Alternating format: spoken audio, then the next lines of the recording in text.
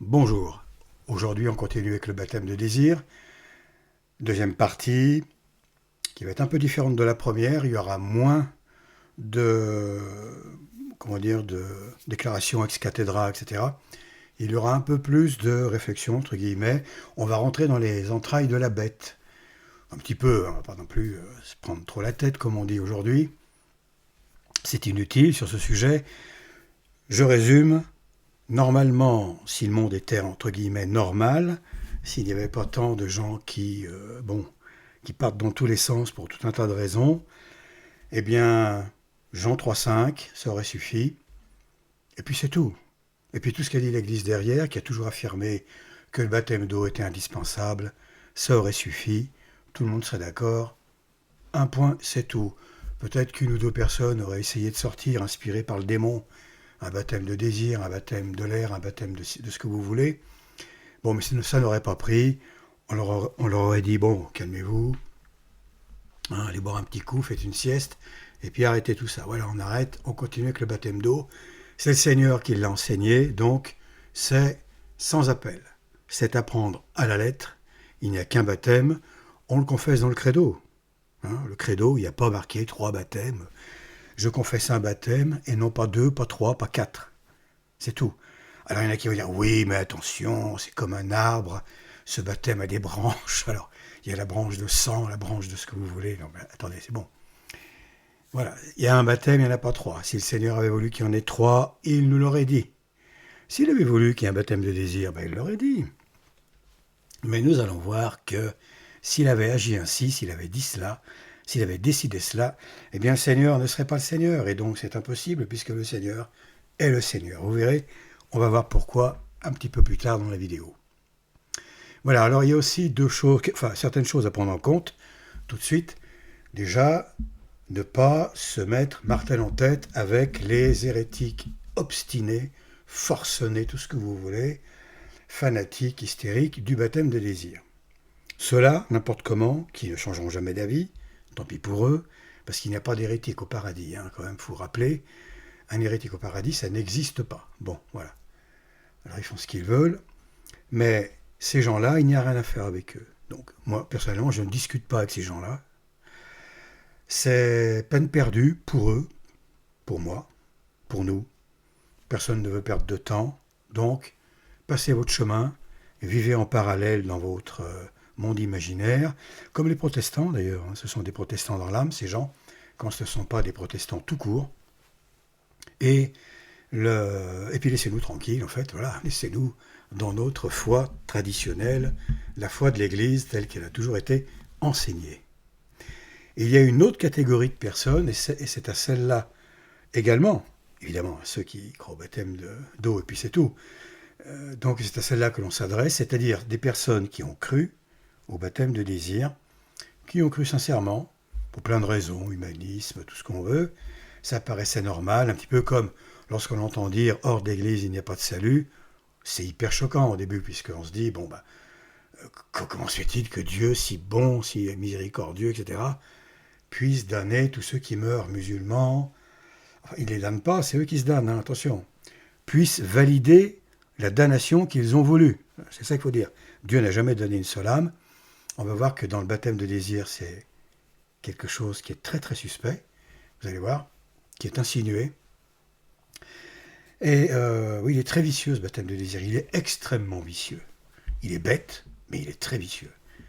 Et donc, qu'est-ce que je disais? Oui, voilà. Alors, il y a ceux qui croient sincèrement, qui y croyaient, et puis qui n'y croient plus, parce que tout simplement, ils aiment la vérité. Cet amour de la vérité les a guidés, le Seigneur les a guidés à la vérité, et il leur a donné, le Seigneur leur a donné l'éclaircissement de l'intelligence, de la foi, et ils se rendent compte que c'est absurde, et que ça va contre l'enseignement de l'Église de toujours. Par conséquent, ça ne peut pas être vrai. Voilà, c'est tout. Ces gens-là, bravo, et vraiment, c'est fait pour vous consolider, enfin pour consolider votre foi, si c'est possible, enfin cette croyance dans un seul baptême en tout cas, qui contribue à la foi, c'est évident. C'est un article de foi extrêmement important. On rappelle que sans le baptême, eh bien, l'individu n'a accès à aucun sacrement. C'est interdit, aucun sacrement. Par conséquent, je ne vois pas comment, encore une fois, on peut être sauvé en étant hors de l'Église, déjà et d'une, donc hors du corps du Christ, hors du chemin du paradis, hors de la vérité, etc., de la voix, de la parole du Seigneur, tout ce qu'on veut. Comment peut-on aller au ciel dans cet état-là? C'est impossible, bien entendu, parce qu'il faut être dans cet état-là de son vivant. Après la mort, il n'y a pas tout un tas de salles de restaurant où on discutaille avec du whisky. Tiens, bah, je ne croyais pas, maintenant j'y crois, parce qu'évidemment, je vois que Jésus, là, dans la salle principale, Jésus-Christ, est en train de dire, mais si, il n'y a qu'un seul baptême. Je vous l'avais dit sur terre quand même. Hein. Bon, il faut arrêter de prendre les gens pour des abrutis. Donc voilà, c'est de notre vivant qu'on meurt avec la foi ou qu'on meurt damné. Enfin, foi, grâce, etc. Évidemment. Pas foi gras, foi plus grâce, plus, évidemment, l'état de hors du péché mortel, bien entendu. Voilà. Ceci dit, il y a deux catégories de personnes qui croient au baptême de désir. Eh bien, on vient de le dire. Ceux qui ont cru, qui y croient pardon, lapsus, qui croient au baptême d'eau. Il y a ceux qui y croient depuis toujours, qui n'ont jamais adhéré au baptême de désir.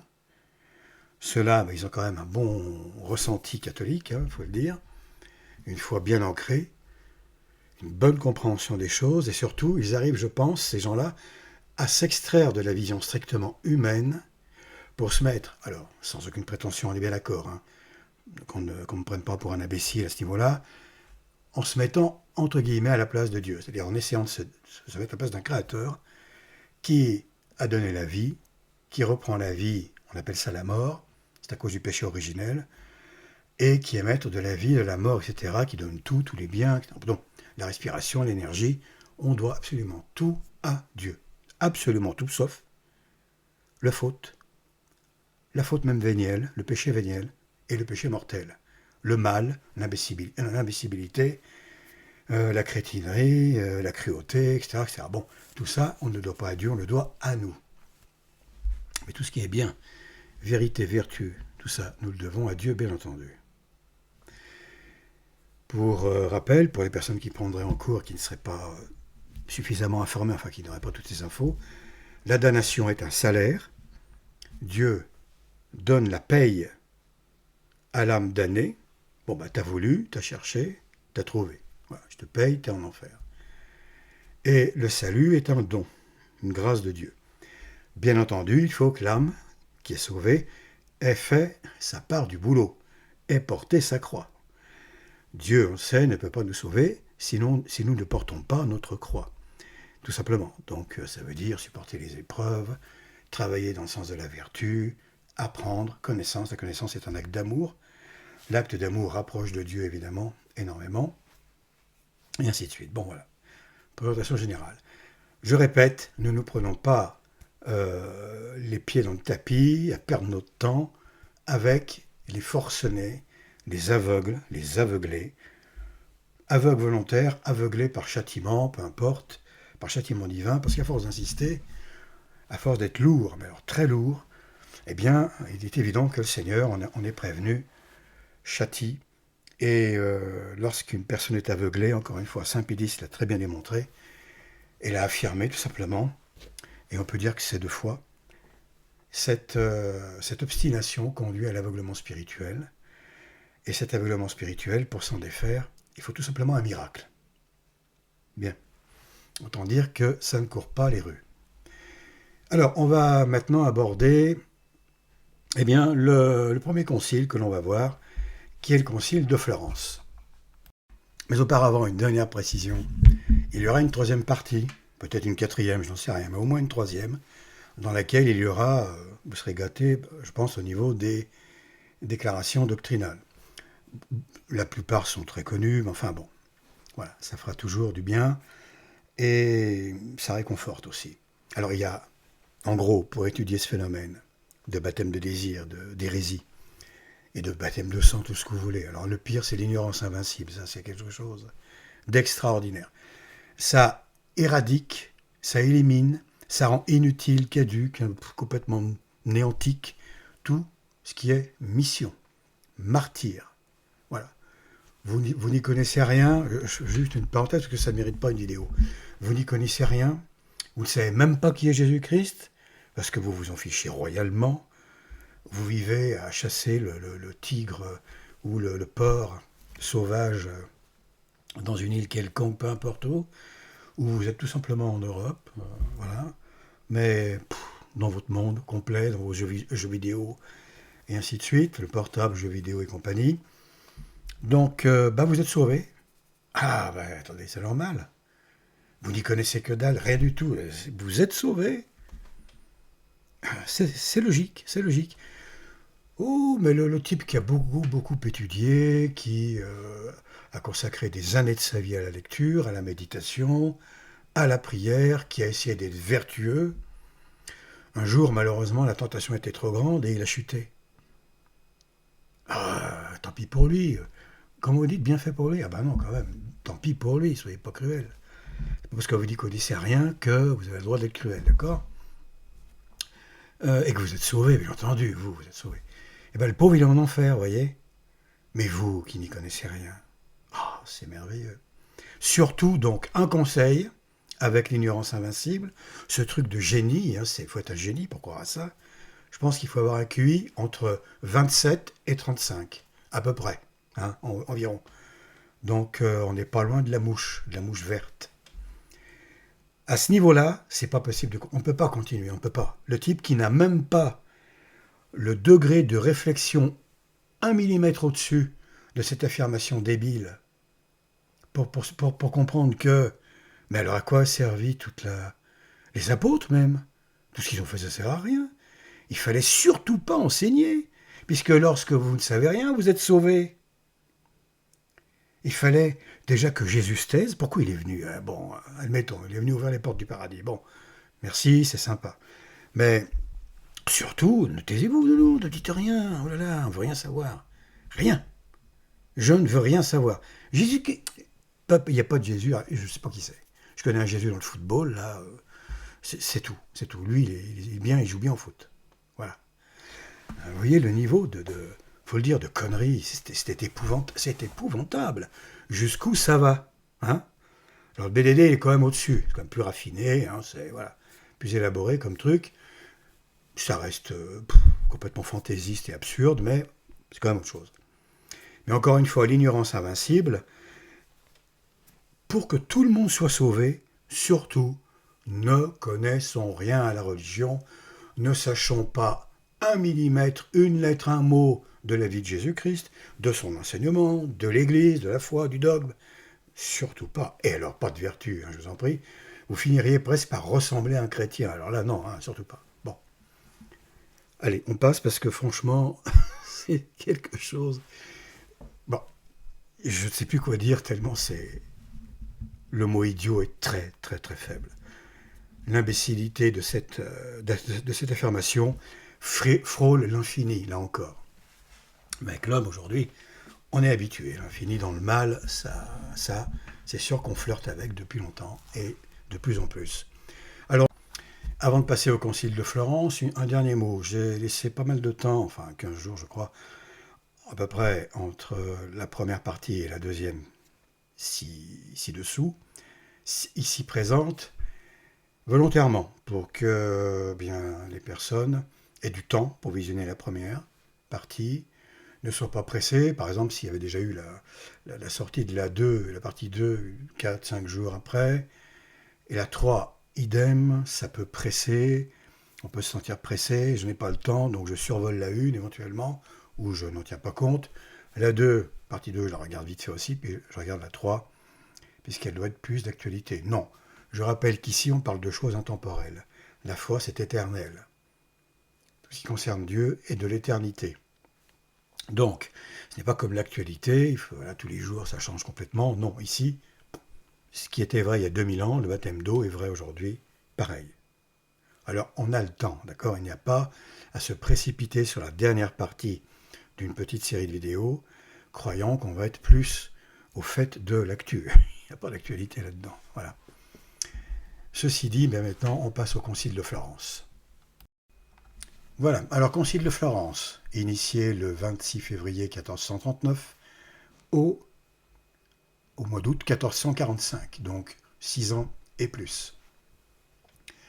Ce n'est pas rien un concile, hein, ça dure des années et c'est énorme. 17e concile de l'Église catholique, commencé à Bâle, en Suisse bien sûr, le 23 juillet 1431, puis transféré par le pape Eugène IV, dont on voit la date de naissance et de décès, qui a été pape à partir de 1431.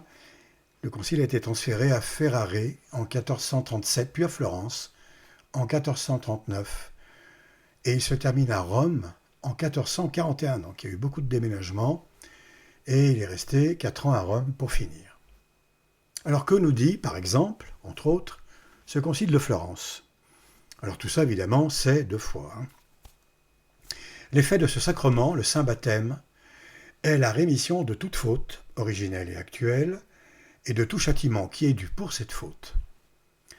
On arrête, et déjà, le délire attribué à saint Thomas d'Aquin, c'est sans doute lui qui a inventé cette ânerie, malheureusement, ce qui a donné du crédit, d'autant plus que, évidemment, plus le gars est réputé, plus le saint est réputé, plus ce qu'il dit est parole d'évangile, en quelque sorte. Or, ce n'est pas le cas. On rappelle que seuls les papes, dans l'enseignement ex cathedra, etc., magistériel, et l'Église, en quelque sorte, sont infaillibles, grâce au Saint-Esprit. Ici, on voit que ça contredit directement le soi-disant baptême de désir élaboré par saint Thomas d'Aquin, qui dit que le baptême de désir remettrait le péché originel, remet le péché originel, mais je dis remettrait parce que c'est faux, enfin on sait que c'est faux, donc je dis au présent, il prétend que le baptême de désir remet le péché originel, mais pas les fautes, pas les peines dues au péché. Donc, en réalité, ce n'est pas un véritable baptême, puisque le baptême remet tout. Tout. Quand quelqu'un est baptisé, enfant ou adulte, il est remis à zéro. D'accord? C'est reset. Le vrai, là, c'est pas celui du démon Schwab, machin. C'est le vrai reset. C'est-à-dire que l'homme est un homme nouveau. L'homme baptisé d'eau, d'esprit, correctement, évidemment, validement, est un homme nouveau. Et c'est un homme qui, évidemment, avait le désir d'être baptisé. Il savait ce qu'il faisait. Sans le désir du baptême d'eau, il y a quelqu'un qui n'a pas compris. La dernière fois, il a laissé un message. Je lui ai expliqué longuement son erreur. Je répète, il faut l'eau et le désir, pas seulement le désir. N'essayez pas de me faire dire ce que je n'ai pas dit, ça ne fonctionne pas. Voilà, si la personne qui se fait baptiser d'eau n'a pas le désir du baptême, c'est sacrilège. Ça va très loin, ça. C'est très, très, très grave. Très grave. Parce que le baptême est une invitation de Dieu. C'est un appel de Dieu, une main tendue du Seigneur pour devenir un enfant adoptif à lui. Un de ses enfants adoptifs. Plutôt que d'être enfant adoptif du diable, c'est quand même mieux de l'être de Dieu, je pense. Donc voilà, ça sert à ça aussi le baptême. Et quelqu'un qui ne désire pas cette main tendue de Dieu, on peut dire plein de choses sur lui, mais au final, ça risque de se terminer dans les flammes de l'enfer, un truc comme ça. Tout simplement. Par conséquent, ce que dit saint Thomas d'Aquin est faux, complètement faux, puisqu'ici, il est affirmé que la rémission de toute faute originelle actuelle, de tout châtiment, est effective. Il n'y a ni peine à payer pour les péchés passés, pour les fautes passées, etc. Péché véniel, mortel, tout ce que vous voulez, tout est pardonné. Tout, l'homme est neuf. Il meurt après être baptisé, sans s'être flingué, bien entendu, suicidé, parce que là, il va en enfer. Il a volé à Dieu ce qui revient à Dieu, à savoir reprendre la vie qu'il a donnée par la mort. Eh bien, cet individu, mort normalement, enfin naturellement, va au ciel directement s'il n'a pas péché mortellement entre le baptême et même véniellement. Véniellement, il va au purgatoire. S'il n'a fait que des péchés véniels, il va payer les peines dues à ses péchés véniels au purgatoire. S'il n'a rien sur lui, s'il est propre, après le baptême d'eau, il va directement au paradis. Ça, tout le monde le sait.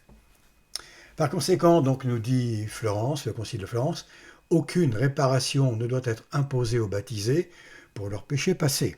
Rebelote, c'est la même chose.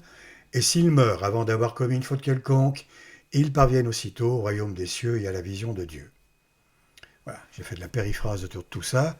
Il suffisait de dire tout simplement ça, et c'est clair comme de l'eau de roche. Je pense qu'ici, il n'y a aucune faille, aucune question à se poser. C'est c'est absolument impeccable, évidemment. Il n'y a rien à dire, rien à dire. Donc le péché à la saint Thomas d'Aquin, poubelle. Déjà, poubelle. Ensuite, voilà, toujours au concile de Florence, donc, pape Eugène IV, c'est une citation qui encore une fois est bien connue, Exultate Deo, 22 novembre 1439. La première place de tous les sacrements est tenue par le saint baptême, qui est la porte de la vie spirituelle. Par lui, nous devenons membres du Christ et du corps de l'Église. Et comme par le premier homme, la mort est entrée en tous, si nous ne renaissons pas par l'eau et l'esprit, nous ne pouvons, comme dit la vérité, c'est-à-dire Dieu, entrer dans le royaume des cieux. Jean 3,5. La matière de ce sacrement est l'eau vraie et naturelle.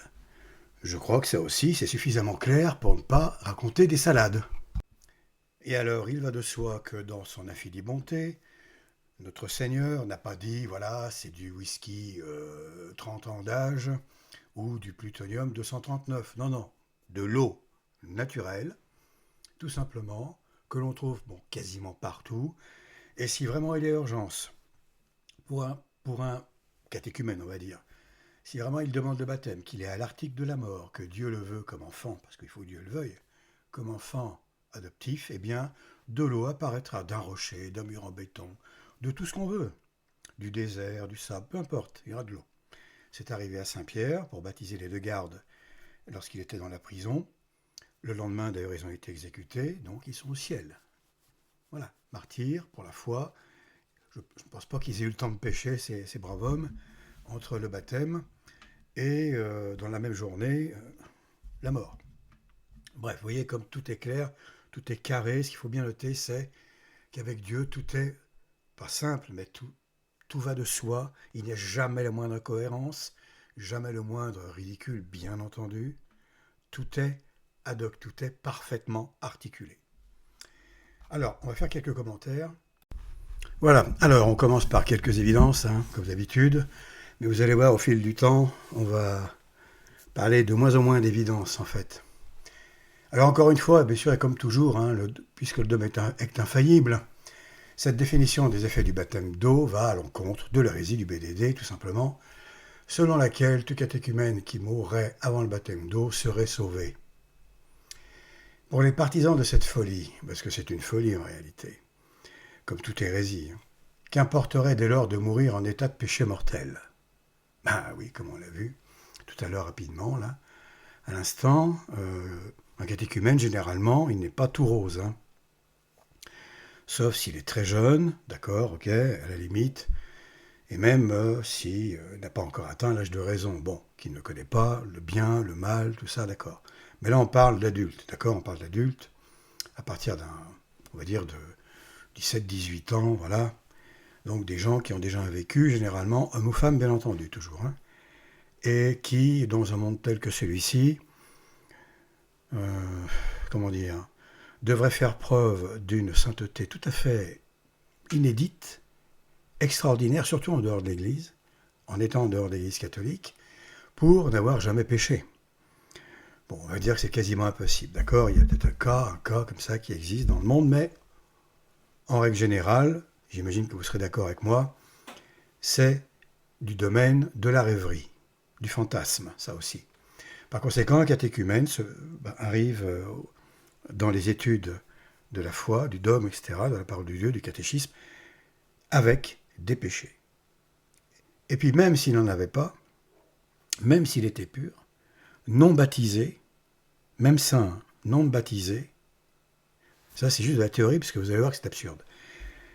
Admettons, un petit saint arrive, n'est pas dans l'église, est catéchumène, meurt, mais il n'est pas au ciel. Pourquoi? Parce qu'il n'est pas baptisé, tout simplement. Parce qu'il n'est pas baptisé d'eau, comme le Seigneur l'a demandé. Or, qui est le maître de la vie et de la mort? Ça, c'est un des exemples que pourrait prendre un fanatique du BDD, vous voyez? Des exemples tordus comme ça, bon. Mais pensez-vous que le Seigneur, voyant un être comme celui-ci, une femme ou un homme encore une fois, une Sainte Thérèse de l'Enfant Jésus par exemple, qui est catéchumène, qui est sainte, ou la petite Anne de Guigné, etc. Une petite merveille comme ça, qui est sainte, Croyez-vous qu'il va faire mourir cette personne pour l'envoyer en enfer? Mais attendez, c'est n'importe quoi. Non, non, ça c'est le diable qui agirait comme ça, qui agirait comme ça. Là, on a affaire à Dieu, d'accord? Voilà. Donc, ça ne se passera jamais comme ça. Même si il devait prendre un Boeing 747 sur la tête, il en sortirait vivant. Ça n'arriverait pas parce que Dieu dévierait le Boeing, enfin bon, peu importe. Et on tombe dans l'absurde avec tous ces trucs-là. Et à l'inverse, un catéchumène, donc un lambda, hein, qui est quelqu'un qui a, il a des péchés sur le dos, bien sûr. Il n'est pas baptisé d'eau, il n'est pas baptisé, donc il ne fait pas partie de l'Église, donc il ne peut pas être sauvé, quoi qu'il fasse. Avant le baptême, il ne peut pas être sauvé. C'est quelque chose qui est de foi, qui est imparable. Eh bien, imaginons, il a 1 heure de caté, de catéchumène, quoi, de caté, voilà, 1 heure. Alors, entre les blablas du début et hop, on va dire qu'il en a 50 minutes, enfin, peu importe 1 heure. Et ce gars-là, eh bien, malheureusement, se fait écraser par un bus ou ce que vous voulez, un train, peu importe, ou se fait tuer, égorger, parce qu'il n'avait pas de clope, et on lui a demandé une clope dans la rue, il n'en avait pas, qu'est-ce que vous voulez, c'est normal, hein, il se fait égorger aujourd'hui, c'est comme ça. Hein. Et donc, ce type-là, eh bien, d'après les bédédistes, les désiristes, il est au ciel. Voilà. Il a eu 50 minutes de caté, lui, il est au ciel. Pendant, encore une fois, que des baptisés d'eau en bave pour résister aux péchés, aux tentations dans ce monde, etc. Chute, se relève, et ainsi de suite, ainsi de suite. Bon, c'est absurde, évidemment. Tout ça est éminemment absurde. Donc, poursuivons, qu'importerait le péché lui-même, puisqu'il suffirait de se faire catéchumène, même d'une seule heure, comme on vient de le voir, pour être certain de ne pas tomber en enfer, qui que l'on soit, quoi que l'on ait fait durant son existence. C'est tellement pratique comme affaire. C'est un peu comme l'ignorance invincible. Moins vous êtes catholique, plus vous êtes sauvé. C'est merveilleux. On se demande pourquoi le Seigneur est venu finalement. Hein? Qu'est-ce qu'il est venu faire, le pauvre Seigneur? Il est venu perdre son temps avec des gens pareils. Anticipant aux objections, des super rétifs. Des rétifs. Des protestants, quoi. Même en imaginant une âme sans péché mortel sur la conscience, mourant catéchumène, on vient de le voir, elle ne serait pas sauvée pour autant, le BDD n'étant qu'un fantasme féerique. Ceci dit, enfin cauchemardesque, j'aurais pas dû mettre féerique. Ceci dit, pourquoi Dieu rappellerait à lui, elle est vendue féerique bien sûr, mais dans le réel elle est cauchemardesque, c'est cela que j'ai voulu dire. Ceci dit, pourquoi Dieu rappellerait à lui une telle âme pour l'envoyer définitivement au diable? La question reste posée. Bon, on l'a vu, c'est impossible. Ça n'a pas de sens. À moins que, alors là, une fois baptisée, cette âme tombe dans le vice, par exemple, dans la débauche. On ne sait pour quelle raison, elle arrive pure au baptême, et puis après, elle devient impure après le baptême. Et ça, Dieu le savait. Donc, il préfère la faire mourir avant. Elle a un enfer beaucoup moins dur qu'après le baptême, où l'enfer serait beaucoup plus dur. Surtout si sa vie dure 30, 40 ans de péché. Tout est possible à la limite avec l'homme. Vous savez, bon, ça aussi c'était quelque chose à prendre en compte. Mais ce qui est important ici de noter, c'est que Dieu seul sait ces choses. Nous ne les savons pas. Nous ne pouvons pas lire dans les reins, les cœurs, etc. des hommes. Dieu seul le sait. Et encore une fois, il y a comme 2 cercles concentriques autour de Dieu. C'est une image, hein. Il n'y a pas de cercle. D'accord? Il n'y a pas de cercle, c'est juste, voilà. Et il y a un cercle où il est dans l'éternité, donc il voit tout le temps. Pour lui, le temps n'a aucune importance. Tous les temps sont dans un éternel présent pour lui. Il voit tout le temps. Tout ce qui s'est fait dans le passé, dans notre passé, parce que chez lui, il n'y en a pas de passé. L'éternité, pas de passé, pas de futur, présent, éternel. Et il voit tout ce qui se passera dans le futur de sa création. Donc il sait tout. Alors il sait que ce type va, ou cette femme va sombrer après. Il préfère donc l'enlever toute pure qu'elle est. Cette petite âme-là, cette âme, qu'elle ait 20, 15, 30, 50, peu importe. Enfin, 50 ans, non, non, ça ne peut pas arriver. En dehors de l'église, être saint, non, à 50 ans, ça n'existe pas. Aujourd'hui, je ne pense pas. Mais bon, voilà, une jeune âme, eh bien, il l'a fait mourir avant pour ne pas que son enfer soit trop grand après le baptême, sachant qu'il allait, eh bien, chuter, verser dans le vice, etc.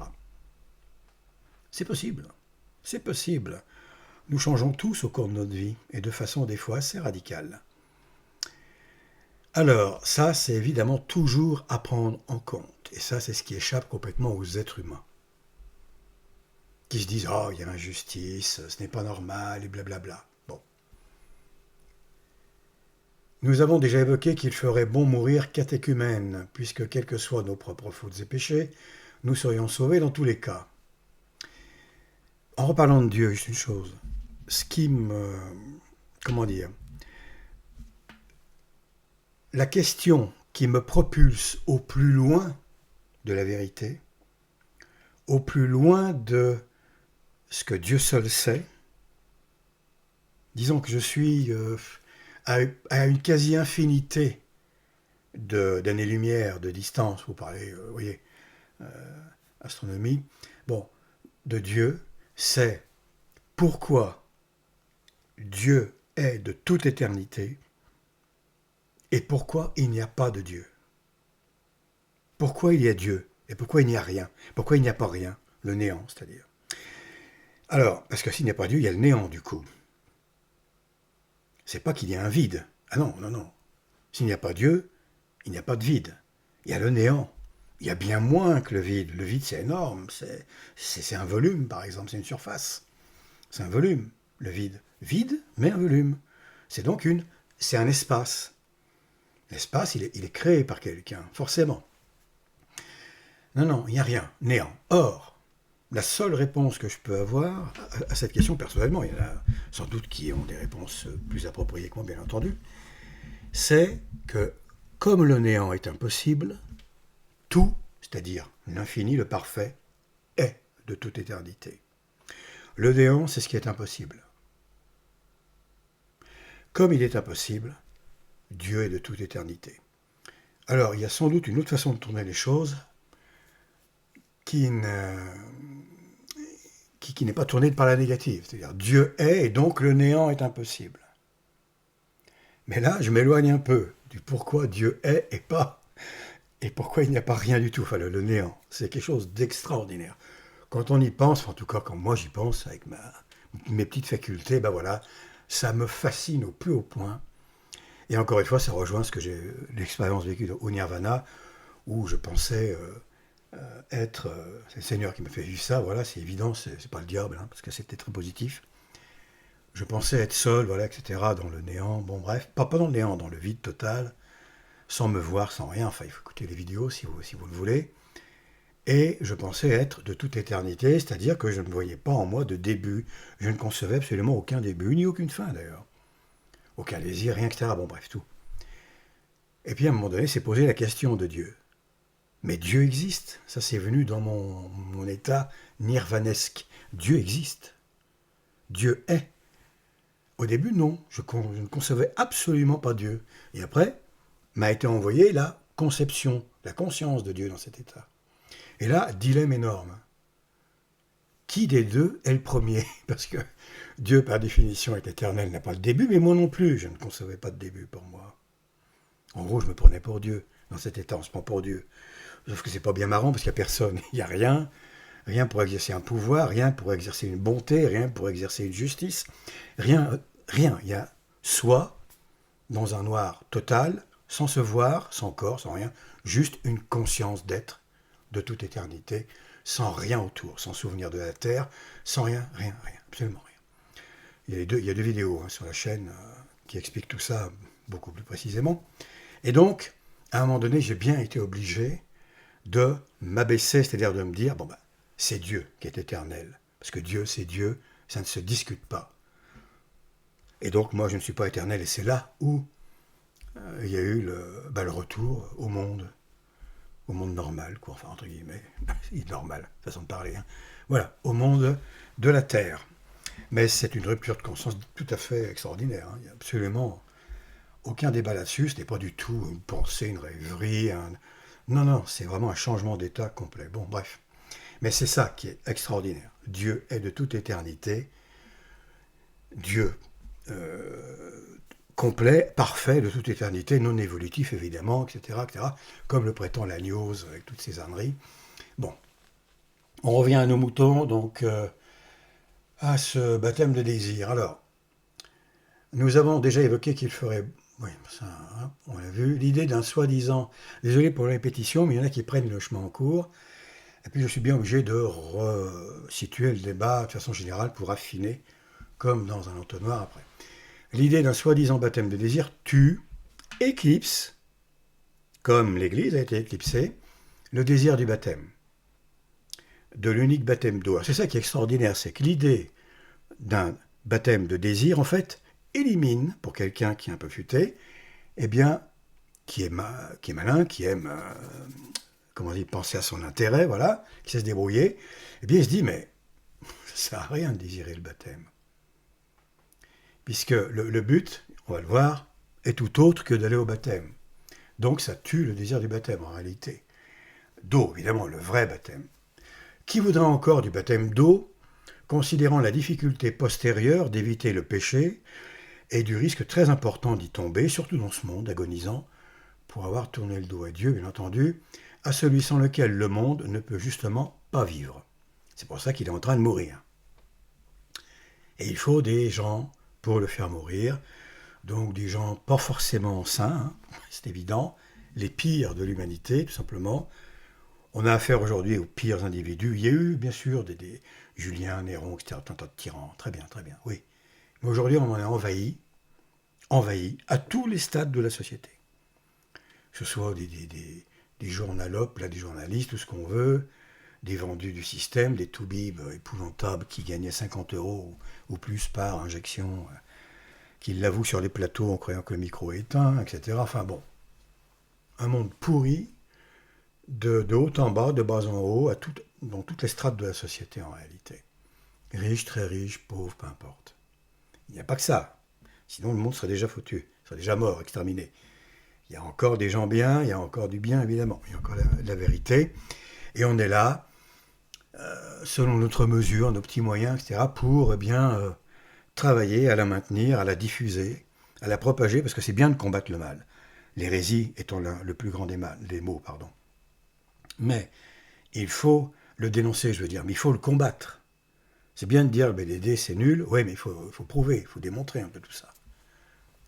Alors il y a le dogme, bien entendu, on peut très bien dire, je n'ai même pas à réfléchir, le dogme est là pour dire que c'est du pipeau. C'est vrai, il y a énormément de citations dogmatiques qui ne font que répéter en fait la même chose en quelque sorte sous différentes formes, à savoir que il n'y a que le baptême d'eau pour entrer dans l'Église et être un enfant adoptif de Dieu.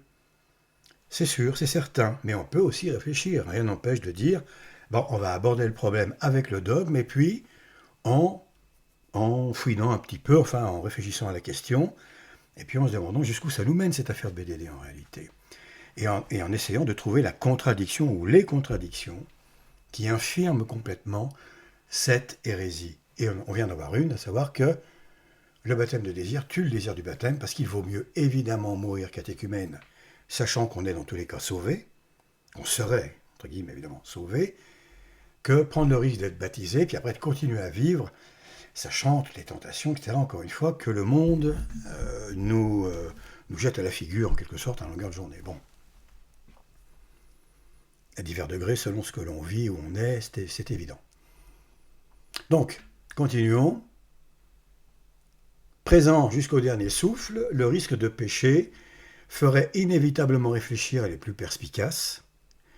Ceux-ci utiliseraient tous les moyens pour ne pas honorer la divine invitation à devenir enfant adoptif de Dieu. Quelle horreur, n'est-ce pas? Et oui, parce qu'alors là, faire ce calcul, vous voyez à quoi incite le baptême de désir, c'est là où on voit son essence satanique. Il n'y a pas d'autre mot, infernal, diabolique, satanique. Parce que lorsqu'un petit malin réfléchit à ça, il se dit, encore une fois, je viens de le dire, voilà, je préfère mourir catéchumène que baptisé d'eau, parce que je sais que je vais aller au ciel en mourant catéchumène. C'est un peu comme l'abruti qui dit, ben moi je veux rien savoir de Jésus-Christ, hein, de tout ça, enfin, il ne veut même pas prononcer le nom de votre Seigneur, je ne sais pas comment vous l'appelez, je ne veux rien savoir de son église, de tout ça, de l'histoire, oh là là, ne me parlez pas de ça, parce que je sais que si je suis complètement ignorant, oh, mais je suis sauvé, puisque je suis invincible. Mais bête invinciblement, quoi, ignorant invinciblement. Voilà. Alors on va maintenant au ciel, d'après ces gens-là, en étant totalement étranger aux gens du ciel, en n'en ayant eu rien à faire, mais alors, pour parler poliment, hein, durant sa vie terrestre, mais alors, des anges, des élus, les saints, tout ça, rien à faire. Dieu n'en parlant pas, c'est le pire de tout, lui, on ne veut même pas en entendre parler. Mais le Seigneur est tellement bon, tellement bonasse, bien sûr, qu'il va nous dire, viens mon petit ignorant de tout, nous t'aimons, tu nous as beaucoup détestés ou tu as été tellement indifférent à nous au ciel durant toute ta vie que tu mérites amplement d'aller au ciel. Voilà. On est là-dedans, si vous voulez, tout le temps dans la même ânerie, le même ridicule, pathétique, le grotesque même. Et quand on réfléchit un peu, tout ça se contredit complètement. Ouais. Poubelle directe. La pire des choses dans cette affaire, évidemment, le pire des comportements, c'est de refuser l'appel de Dieu.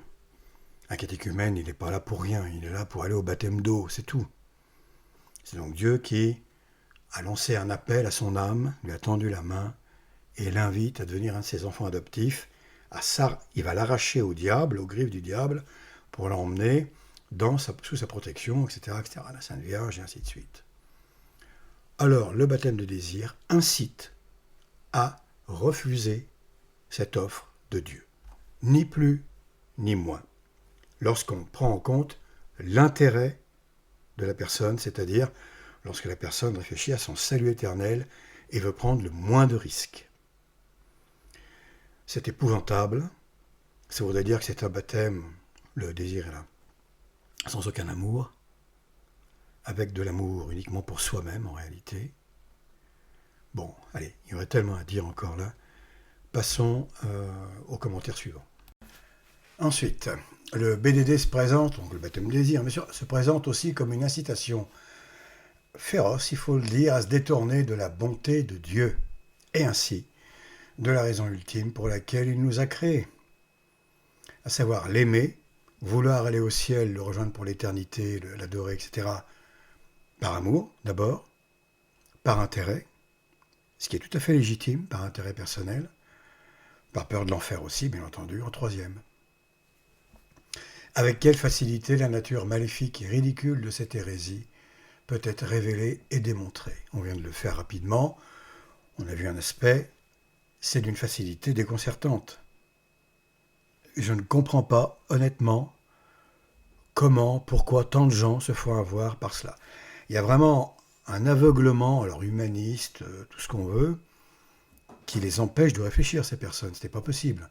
Parce que lorsqu'on réfléchit un tout petit peu, on voit bien que c'est quelque chose d'ignoble, en réalité. Alors, quel énergumène serait susceptible de croire, tout autant que croire, pouvoir faire croire, ce qui est le cas des propagandistes du BDD, donc de ceux qui savent très bien. Alors, il y a deux cas, il y a ceux qui savent que c'est un mensonge, une hérésie, mais qui veulent faire tomber les âmes dans l'hérésie pour les envoyer en enfer.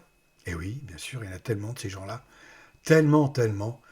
Et il y a ceux qui, de bonne foi, croient tellement à ce truc que, ils sont tellement convaincus que, ça y est, c'est les missionnaires du BDD, quoi.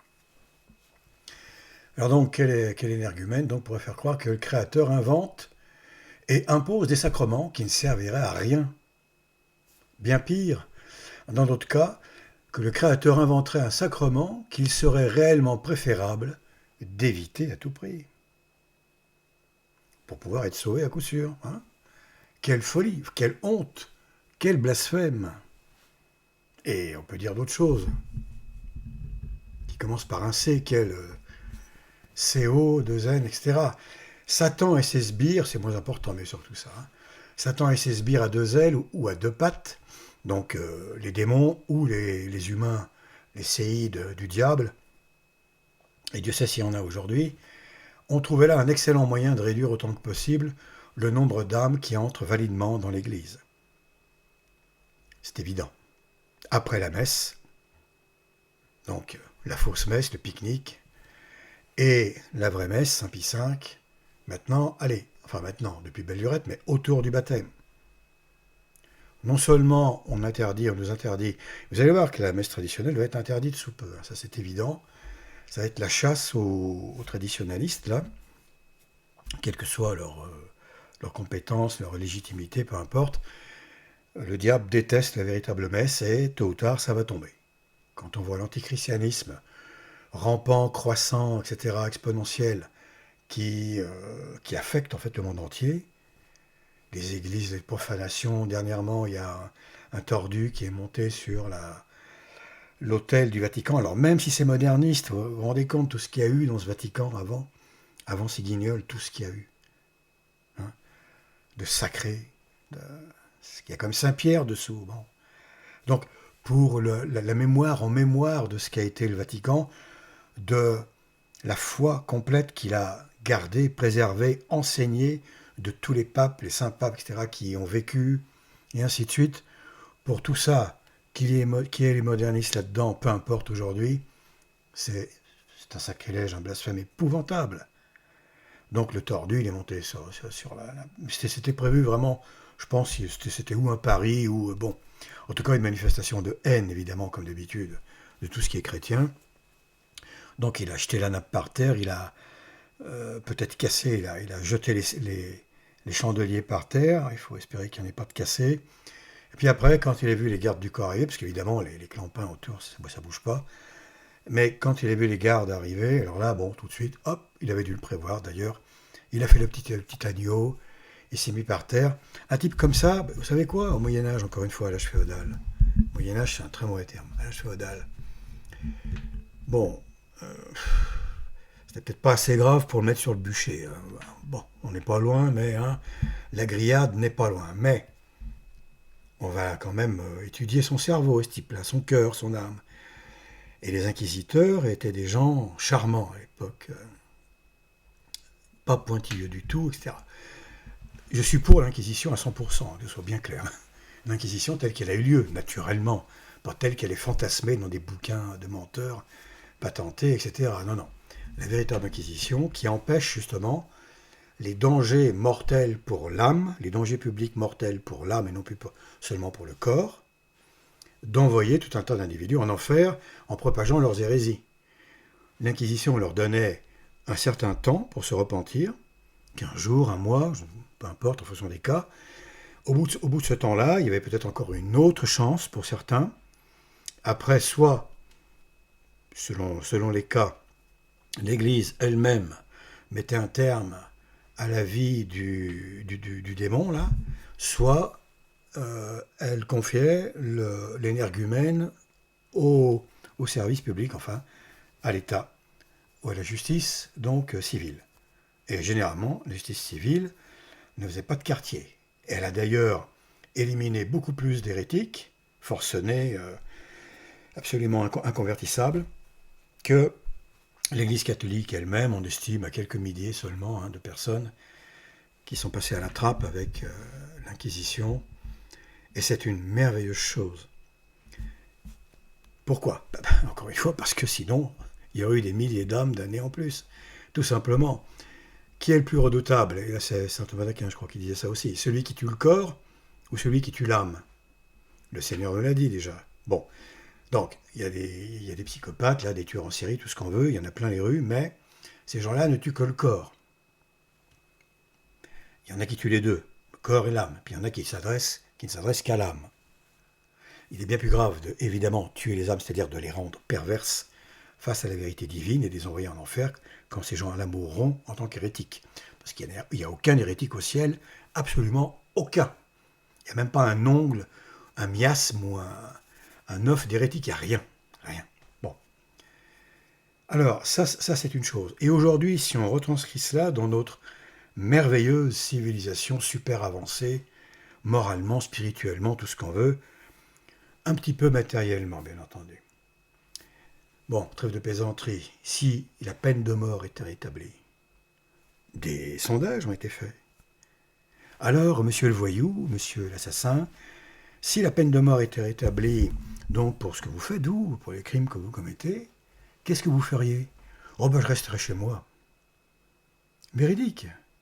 Eh oui. Elle a été enlevée, la peine de mort, justement pour permettre au mal de faire ce qu'il veut. D'avoir les coups des franches. C'est tout. Mais on rétablit la peine de mort aujourd'hui dans notre pays. Hop, tout d'un coup, oh là là, on peut se promener. Les femmes peuvent enfin recirculer dans les rues des villes. sans se demander si elles vont être violées, égorgées, tout ce qu'on veut, faire subir une tournante et ainsi de suite. Les hommes, idem, parce qu'aujourd'hui, bon, malheureusement, on n'a pas affaire aux chevaliers d'il y a 1000 ans, hein, 1m20, pardon, 2m20, 130 kg de muscles, une pêche, et puis vous alliez vous éclater dans la vitrine à 15 mètres. Donc là, non, on a affaire plutôt à des geeks, à des types qui, malheureusement, bon, vivent dans la société d'aujourd'hui. Donc, on passe sa vie devant des écrans, plus ou moins, petits ou grands, peu importe. Et le sport, il n'y en a pas beaucoup. Et ainsi de suite. Donc, voilà. Tout ça fait que peine de mort, rétablissons la peine de mort, et le mal prendra une gifle phénoménale. Phénoménale. Parce que ces gens-là ont peur, comme tout le monde. Les plus grands assassins, à part bon, certains qui se fichent de tout, mais ils ont peur de la mort. Ils la donnent, la mort. Mais ils en ont une peur bleue. Et j'ai toujours dit d'ailleurs que les gens de pouvoir avaient peur de la vie. C'est pour ça qu'ils aimaient le pouvoir, parce que ça les protégeait contre la vie, contre les gens qui ne sont pas d'accord avec eux, et ainsi de suite, ainsi de suite. Bon. Alors on retourne au baptême de désir, parce que sinon on va y en avoir pour 3 jours.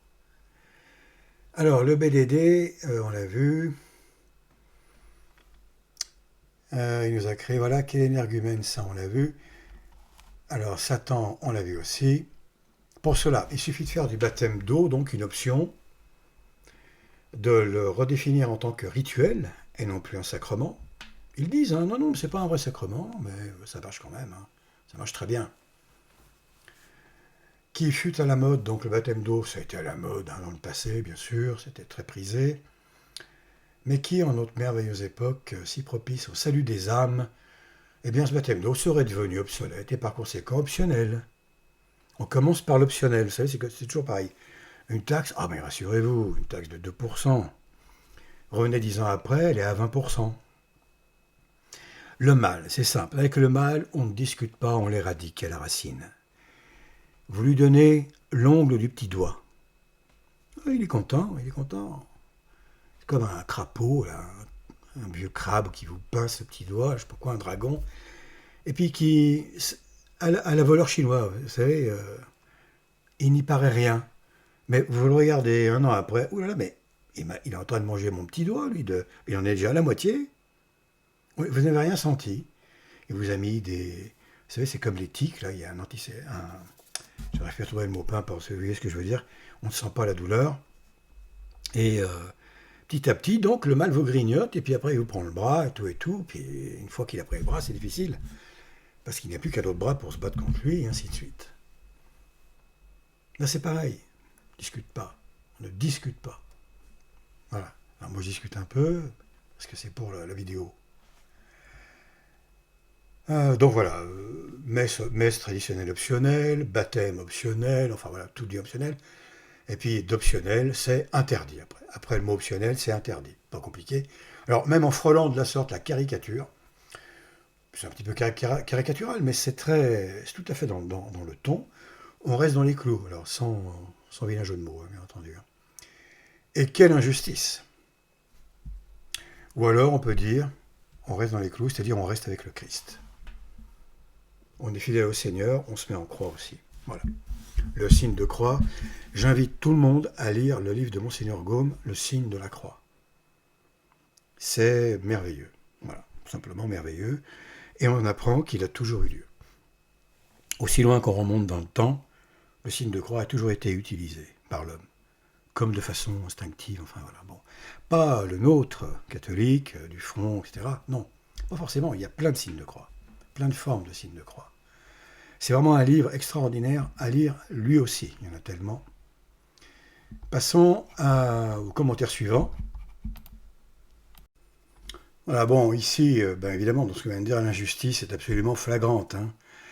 Elle est inacceptable, elle est impossible d'ailleurs. Une injustice qui ne peut pas être le fait de Dieu, c'est impossible. Mais on sait de qui? De Satan, bien entendu, et des adeptes de ce redoutable mensonge, parce que c'est un redoutable mensonge. Écarter les gens du vrai baptême d'eau, c'est les écarter de l'Église, c'est les écarter du salut éternel, c'est tout. Une personne baptisée d'eau qui mourrait dans un état de péché mortel, similaire aux morts en BDD, donc le fameux élu, hein, l'élu, irait non pas au purgatoire, elle, mais en enfer. Alors que le mort en BDD, en péché mortel, lui, il va au purgatoire et au ciel. C'est une justice tout à fait extraordinaire, ça. Damner la pauvre âme pendant qu'une autre, ne faisant pas même partie de l'Église, n'ayant participé à aucun de ses sacrements, parviendrait dans la demeure de Dieu sans y avoir été appelé, qui plus est, pardon. Appelé certes, mais pas certifié. Quand on est appelé chez quelqu'un, ce n'est pas pour ça qu'on franchit la porte d'entrée. Venez me voir, frappez avant d'entrer. Je vous ouvre ou je ne vous ouvre pas. Je vous laisse passer ou non. C'est mon choix. Selon ce que j'ai à faire chez moi, selon j'ai réfléchi, vous n'êtes pas quelqu'un de bien, peu importe, voilà. Donc, être appelé, ce n'est pas être entré. Alors, elle a été appelée, certes, mais elle n'est pas entrée. Bon, voilà, il faut changer un peu appelé par entrée, puisqu'un catéchumène est appelé au baptême d'eau. Y aurait-il des élus de souche, donc, et des immigrés illégaux au paradis, c'est-à-dire des élus du baptême d'eau, des vrais élus, entre guillemets, les seuls d'ailleurs, évidemment, mais si l'on tient compte de l'hérésie du BDD, ben voilà, on a donc des espèces d'immigrés illégaux qui ne sont pas passés par le baptême, qui ne sont pas passés par le sacrement que Dieu valide, lui. C'est-à-dire que le baptême, c'est comme si Dieu mettait une marque indélébile sur l'âme du baptisé d'eau. Voilà. C'est le Seigneur, sa main pose ou imprime sur l'âme du baptisé une marque qui lui restera pour l'éternité, une espèce de tatouage éternel. Le catéchumène, lui, n'a pas ça. Il n'a pas le tatouage qui lui permet de dire « Vous voyez, je suis OK, moi, à la porte d'entrée, là. Vous pouvez me laisser passer. Hein. Je sors du purgatoire ou je viens directement de la terre. Vous me laissez passer, il n'y a pas de problème. Vous voyez, ah oui, c'est vrai, le cachet de Dieu est valide. Allez-y, comme une boîte de nuit, en fait. Hein. Mais le BDdiste, là, le désiriste, alors lui, il n'a rien du tout, il n'a rien.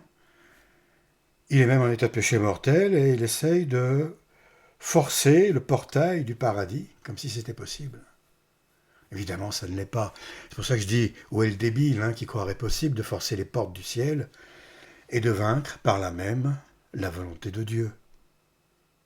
Puisque si un baptême d'eau est validé, c'est que Dieu l'a voulu, Dieu l'accepte, etc. Bon, c'est tellement évident, on se demande pourquoi on en parle, mais on est obligé parce que ce sont des choses qu'on n'entend pas en réalité lorsqu'on discute avec des gens. Bon, enfin voilà, pour ma part en tout cas c'est le cas. On continue? Eh ben allez, on continue, vous êtes d'accord, très bien. Alors, enfin, est dit avec la plus évidente simplicité. Comment peut-on croire pouvoir gagner le paradis d'un coup de baguette désir magique? D'un coup de désir magique, baguette désir magique. Quel meilleur moyen de court-circuiter le chemin qui permet d'entrer dans l'Église, hors de laquelle, comme chacun sait, il n'y a pas de salut possible. Ce chemin est unique. Un seul baptême d'eau et d'esprit et rien d'autre. Comme l'a enseigné une fois pour toutes notre Seigneur, ce que son Église n'a eu de cesse de rappeler et réaffirmer pendant environ 2000 ans, presque, y compris lors du Concile de Trente, ainsi que nous allons le voir bientôt.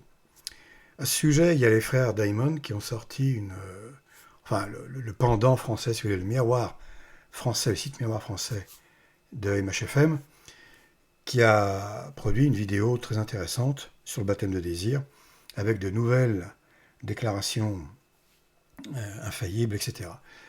Je mettrai le lien en dessous de celle-là de vidéo, si quelqu'un ne l'a pas encore vue. La vidéo en question, vous verrez, elle est très intéressante. Alors je ne vais pas reprendre, évidemment, pour marcher sur des traces de ces gens à longueur de journée. Eux, ils fonctionnent essentiellement à coup de raisonnement, certes, mais surtout de dogme. C'est très bien, c'est parfait, c'est imparable. Moi, ce que je dis, c'est de l'ordre du raisonnement, voilà, c'est tout. Évidemment, je suis au plus près le dogme catholique, donc il n'y a rien là-dedans d'hérétique. Mais le dogme, c'est l'essentiel, évidemment. Il n'y a pas besoin d'écouter en fait mes vidéos pour être convaincu. Il suffit d'écouter le Seigneur Jésus-Christ qui a dit à Jean un jour, voilà, hors du baptême d'eau, etc. Jean 3,5. C'est tout. Ça suffirait déjà. Ça suffirait largement. Infiniment, pour ainsi dire. Mais les choses sont plus complexes que ça, la psyché humaine, etc. L'hérésie est méchamment, pour dire le mot, vraiment méchamment implantée, parce que c'est une méchante hérésie, très très mauvaise, qui damne les âmes. Si on meurt dans cet état, on ne peut pas aller au ciel. Alors, on peut imaginer combien le diable doit se réjouir d'avoir saisi au vol, vous savez, comme, je sais pas moi, on saisit un oiseau, je ne sais pas quoi, un insecte, un papillon, pour les amateurs de papillons.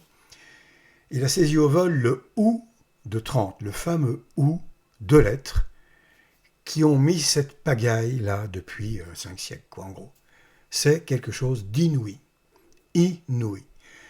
Pour en faire la pierre, donc le OU de 30, pour en faire la pierre angulaire de ce OU, de la terrible hérésie qui nous intéresse ici, moyen idéal, encore une fois, de damner les âmes. Et alors on va voir quelque chose, justement, qui prouve ce que je dis ici. Ce que d'ailleurs le côté français, disons, de MHFM a démontré lui aussi, bien entendu. Mais je vais le faire d'une autre manière. Nous y voilà au Concile de Trente, le fameux Concile de Trente. 13 décembre 1545 à 4 décembre 1563. Encore un concile qui a duré très longtemps. 19e concile œcuménique reconnu par l'Église catholique, convoqué par le pape Paul III le 22 mai 1542 en réponse aux demandes formulées par Luther et Calvin dans, alors j'ai oublié de mettre un espace, dans le cadre de la réforme protestante. 2 gentils garçons, ça. Il débute le 13 décembre 1545, se termine 4 décembre 1563. Étalé sur 18 ans, ces 25 sessions couvrent 5 pontificats, rien que ça. Paul III, Jules III, Marcel II, Paul IV et Pie IV.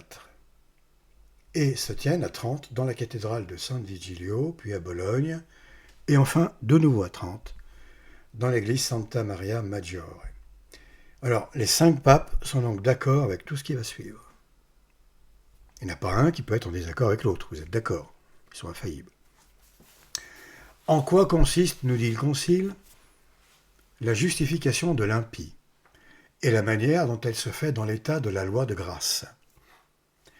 Ces paroles font voir que la justification de l'impie n'est autre chose que la translation et le passage de l'état auquel l'homme naît enfant du premier Adam, c'est-à-dire qui appartient au diable, à l'état de grâce et d'enfant adoptif de Dieu par le second Adam, Jésus-Christ, notre Sauveur. Et ce passage ou cette translation, depuis la publication de l'Évangile, ne peut se faire sans l'eau de la régénération, ou, j'ai mis ça comme ça parce qu'un peu d'humour, ça fait pas de mal, sans le désir d'en être lavé, ou sans le désir d'en être lavé, suivant qu'il est écrit que si un homme ne renaît de l'eau et du Saint-Esprit, il ne peut entrer dans le royaume de Dieu. Je suis sûr que déjà parmi vous, il y a des gens qui ont compris. Ceux qui doutaient, ceux qui doutent, ceux qui... Ils ont vu. Bon, voilà. Alors on va passer au petit commentaire suivant et on va comprendre de quoi il retourne. Mais juste avant, pardonnez-moi, juste avant. Quand on lit cela et qu'on regarde en réponse, donc à quoi le concile voulait répondre. Il voulait répondre aux demandes formulées par Luther et Calvin. C'est-à-dire qu'il commençait à... ce concile, en fait, était là pour contrer déjà le protestantisme, l'esprit protestant. Voilà. L'esprit hérétique, protestant, qui n'en fait qu'à sa tête, qui s'invente des dieux, comme je dis souvent des pocket gods, etc., etc. Bon. C'est important à noter, il y a une espèce d'ambiance, d'état d'esprit général dans le monde, si vous voulez, qui va influer comme des mantras, vous savez, les mantras des Tibétains, etc., ils sont dirigés vers l'Occident. Et d'ailleurs, ils sont dirigés pour la ruine de l'Occident. Contrairement à ce que croient les gentils naïfs avec le bouddhisme et tout le tralala, là. Bon, non, non. Alors, ici, on a un monde, en quelque sorte, qui est en train d'entrer dans une ambiance psychique plus satanique qu'avant. C'est évident. Là, il y a la Renaissance, et ainsi de suite, et un tas de trucs. On sort de l'âge féodal, on sort de l'âge d'or de l'Église, hein, voilà. Et les grands mouvements contraires à l'Église de Dieu vont entrer en action de plus en plus puissamment, de plus en plus fort. C'est important à noter, parce qu'il y a cet état d'esprit, cette ambiance, comme une espèce d'influence, d'influence maligne, invisible, qui va imprégner progressivement les esprits. D'où le fait que beaucoup vont gober le ou, c'est-à-dire vont en faire un ou exclusif, à savoir on peut être sauvé, etc., en se faisant baptiser d'eau, bien sûr, mais aussi en ayant le désir, c'est tout.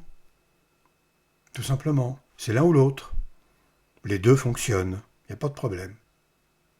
Indépendamment de l'autre. Évidemment, quand on comprend les choses comme ça et qu'on veut s'y accrocher, parce que ça nous arrange, parce que ça arrange notre humanisme, parce que ça arrange notre façon de penser, notre façon de concevoir la gentillesse de Dieu, n'est-ce pas, etc. Là, on ne parle plus de bonté, là. On parle de gentillesse. Parce que sa bonté est forcément en adéquation avec sa justice. Et la justice veut qu'il n'y ait qu'un baptême d'eau. Là, on tombe dans l'humain. On dégrade Dieu, on l'élimine en quelque sorte, enfin on ne l'élimine pas, mais on lui enlève sa majesté divine, on en fait un super-homme, un peu comme d'autres veulent que Jésus-Christ soit un super bonhomme, voilà, rebelle, qui a voulu fonder une nouvelle société, blablabla. Bon. Eh bien là, on est un peu dans le même cas, voilà. L'homme prend le pas sur Dieu de plus en plus, avec toute cette ambiance, Renaissance et compagnie, protestants, etc. Et ça se sent énormément, énormément. L'esprit de foi a pris un coup, un gros coup sur la tête. Beaucoup de gens l'ont pris un coup sur la tête. Pas tous, naturellement, loin s'en faut. Il y a encore une majorité ici, évidemment, d'individus qui gardent la foi. Et je ne parle absolument pas de ceux qui ont fait cette déclaration. Je parle de ceux qui vont l'interpréter comme il ne faut pas. Attention. Surtout par la suite. Surtout par la suite. Là, il n'y a aucun problème dans cette déclaration. Elle est juste mal formulée lorsqu'on a affaire à une civilisation qui n'a que faire de la parole de Dieu. Voilà, parce que c'est le cas aujourd'hui. Hein. Donc, lorsqu'on a affaire à des gens, bon, bah oui, Dieu a dit ça, mais bon, ça veut dire autre chose. Ah, évidemment. Évidemment, quand Dieu dit quelque chose, et Dieu dit blanc, ça veut dire noir ou gris. C'est bien connu. Hein. Non, quand Dieu dit blanc, pardon, c'est un blanc immaculé, il n'y a aucune tache, rien. Mais ça, hein, avec l'esprit qui arrive là, l'homme de plus en plus émancipé, libéré en quelque sorte de ses devoirs d'obéissance envers Dieu, etc., ça se sent de plus en plus. Vous allez voir, on continue.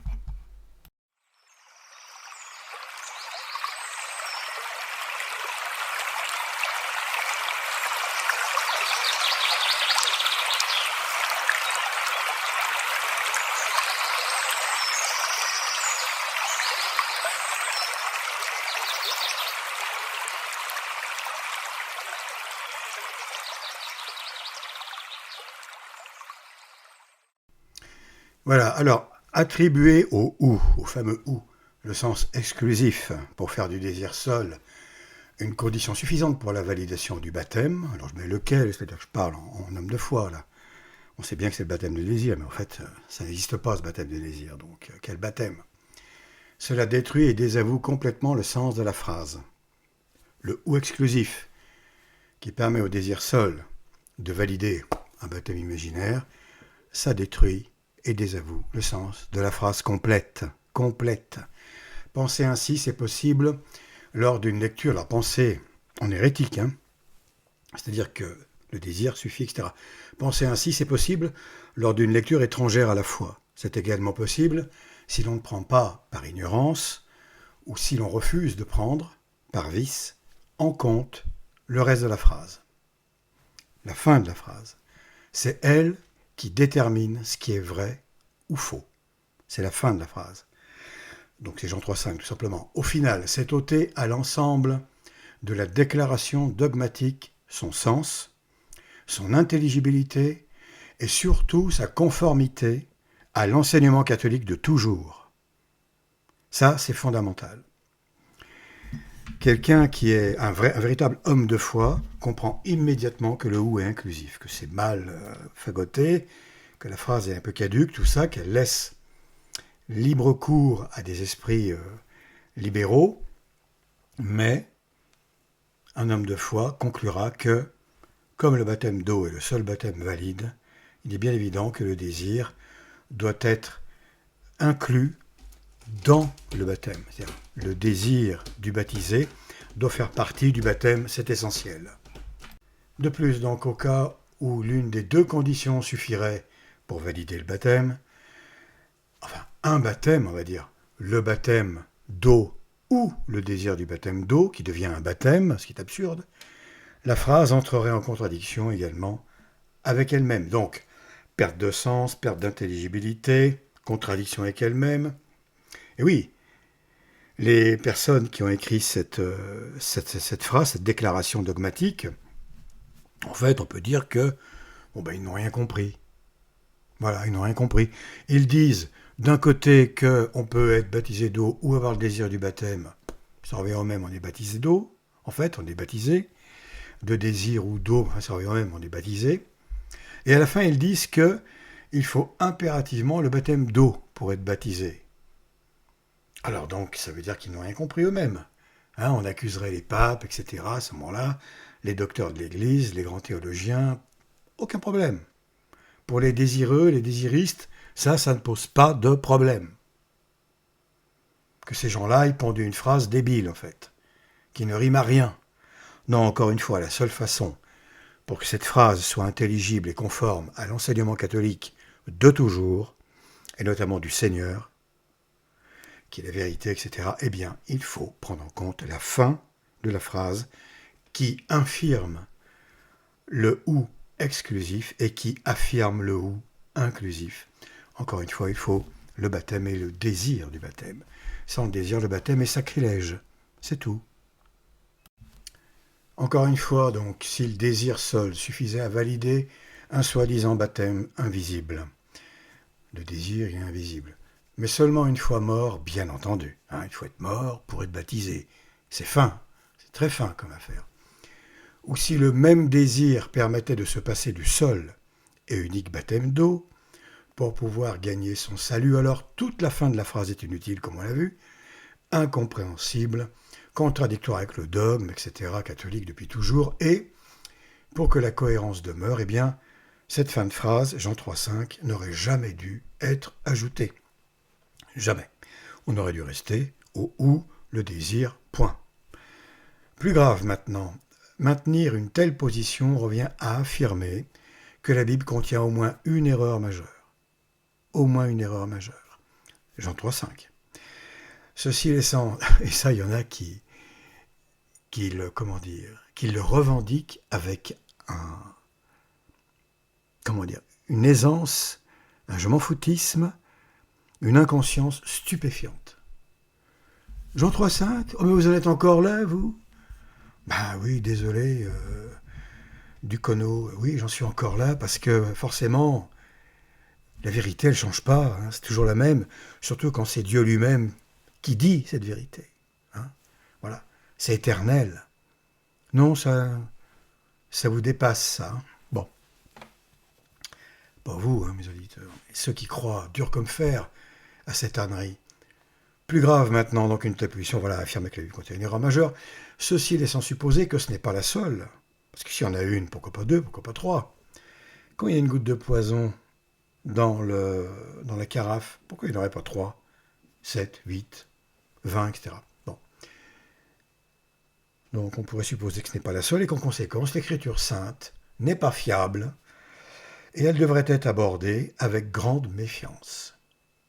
Nous savons que le doute est l'ennemi intime de la foi. Ça fait partie certainement des desiderata, du cahier des charges du diable. Voilà, donc avec l'invention du BDD, Alors voilà tout ce que ça induit, hein. Les gens douteront finalement maintenant de la foi. Alors, bon, bah, Jésus-Christ a dû se tromper, enfin bref, on peut aller dans n'importe quelle direction, se faire plaisir lorsqu'on est hérétique, lorsqu'on se fiche complètement de la vérité en fait, hein, tout simplement. Enfin, c'est lamentable, c'est tout simplement lamentable. Et oui, en réalité, quelqu'un nous a trompés si le baptême du désir est juste. Alors c'est soit Saint Jean, soit Jésus-Christ en personne. Bon, là le blasphème il est gentil. En plus d'un blasphème insensé, voilà un raisonnement qui ferait et fera saliver tous les ennemis de Dieu, de son Église et des âmes. Et oui, c'est la porte ouverte là encore, une fois, encore une porte bien ouverte. Donc soit à l'époque du Concile, le « ou » était compris de tous comme étant inclusif, ce qui est le cas, signifiant la nécessité de l'eau et du désir du baptisé, soit il y a eu réellement maladresse dans la façon d'exposer un élément de foi aussi essentiel, tout en conservant dans l'idée, dans le sens de la phrase, ceux qui l'ont écrite, établie, ils ont bien entendu considéré le « ou » inclusif, sinon ils n'auraient jamais écrit la suite de la phrase, encore une fois, Jean 3,5. Voilà. Mais ils l'ont écrit de façon maladroite. Alors, c'est un fait, hein. Et tout bien considéré, Dieu l'a permis, n'est-ce pas, puisque c'est là. C'est aussi un fait que Dieu l'ait permis, et un fait historique. Alors, question, pourquoi? Réponse aussi niaise que le BDD, parce que. Alors, on va essayer de pousser un petit peu plus loin quand même, hein. Pourquoi? Eh bien, parce qu'il se peut que le Seigneur, je dis bien il se peut, ça paraît assez évident, mais bon, il se peut, je ne suis pas Dieu, évidemment, ait permis cette énième hérésie pour, d'une part, éprouver sur ce point aussi, et ce depuis 5 siècles jusqu'à nos jours, la fermeté et l'incorruptibilité de la foi des uns et des autres, et d'autre part, pour qu'à travers ces âmes persistant dans la foi jusqu'au martyre, sa parole soit glorifiée. À cette fin, démasquer les esprits d'orgueil enclins à la protestation, à la contestation, plus ou moins systématique, est nécessaire. Toute vérité ayant en ce monde besoin d'être combattue. Attirés et piégés par l'appât de l'occasion hérétique, les dissidents se révèlent au monde. Et oui, les loups sortent de la forêt, appâtés par le goût du sacrilège, de l'hérésie, de moi je pense comme ça, alors c'est comme ça, hein, voilà. Mon point de vue, c'est la vérité universelle. Mon humanisme, il est tellement gentillet, dégoulinant, etc., que forcément, Dieu pense comme ça aussi, etc., etc. Bon. Alors, ils travaillent pour la gloire de Dieu, tous ces gens. On le voit là, clairement. Parce qu'ils mettent en valeur, par leur hérésie, leur combat contre la vérité, contre les gens de vérité, contre les personnes de foi. Ils les combattent d'ailleurs, encore une fois, avec beaucoup de morgue et de mépris, et une certaine violence. Alors, encore une fois, c'est pas la peine ici d'insister. Voilà, ça rimera à rien. Et ça se retournera contre vous déjà d'une. Mais donc, voilà pourquoi, voilà comment, en fait, le Seigneur se sert de ces gens pour sa propre gloire, pour la vérité, parce qu'elle elle est toujours gagnante, toujours vainqueur. Alors en outre, pour rappel, et parce que cela peut s'avérer utile à une seule personne, alors pourquoi elle est toujours vainqueur? Parce que sinon, tout part à volo. L'Église n'a dit que des âneries depuis 2000 ans, Jésus-Christ s'est trompé, Saint Jean, soit c'est lui qui a inventé, donc c'est un menteur, soit il a mal compris, parce qu'il est là, soit, on n'en finit plus. C'est-à-dire que l'Église, ce n'est plus rien, c'est un hall de gare, une librairie où on vend des romans de gare, en fait, hein, il y a tout et n'importe quoi, on prend ce qu'on veut, on laisse ce qu'on veut, voilà, c'est tout simple, c'est comme ça. Donc, le fait que la vérité est gagnante, à tous les coups, déjà c'est qu'elle est éternelle, et c'est que l'Église a toujours été archi-cohérente dans son enseignement dogmatique, durant, pour ainsi dire, 2000 ans ou presque. Voilà, jusqu'à Vatican II, évidemment. Pour rappel, et parce que cela peut s'avérer utile à une seule personne, le « ou » exclusif, alors on l'a déjà dit, mais je le répète ici, je ne sais pas trop pourquoi, bon, A peut être vrai sans B, B peut être vrai sans A. Exemple, on ne peut plus simpliste, parce que c'est quand même important de donner les exemples, parce que ce n'est pas toujours évident. à mettre ça dans le contexte du baptême de désir, etc. On peut donc choisir entre la chemise bleue ou la chemise blanche. Ça, c'est exclusif. On ne va pas à une soirée, au travail, au cinéma, n'importe où, se promener avec deux chemises. Bon, c'est rare. Chemise blanche ou chemise bleue. Vous voyez ce que je veux dire? Quand la femme demande à son époux, ou l'époux demande à sa femme plutôt, chérie, je mets la chemise blanche ou la chemise bleue? Elle ne va pas lui dire, mais les deux. Bon, c'est évident. Bon. Le ou inclusif, alors là, c'est A et B, évidemment, doivent être vrais ensemble. Les deux éléments, les deux paramètres doivent être vrais en même temps. Exemple à suivre, donc. Alors, exemple de ou inclusif. C'est très simple, hein, je ne prétends pas que, évidemment. C'est simple, mais je pense que c'est important à noter.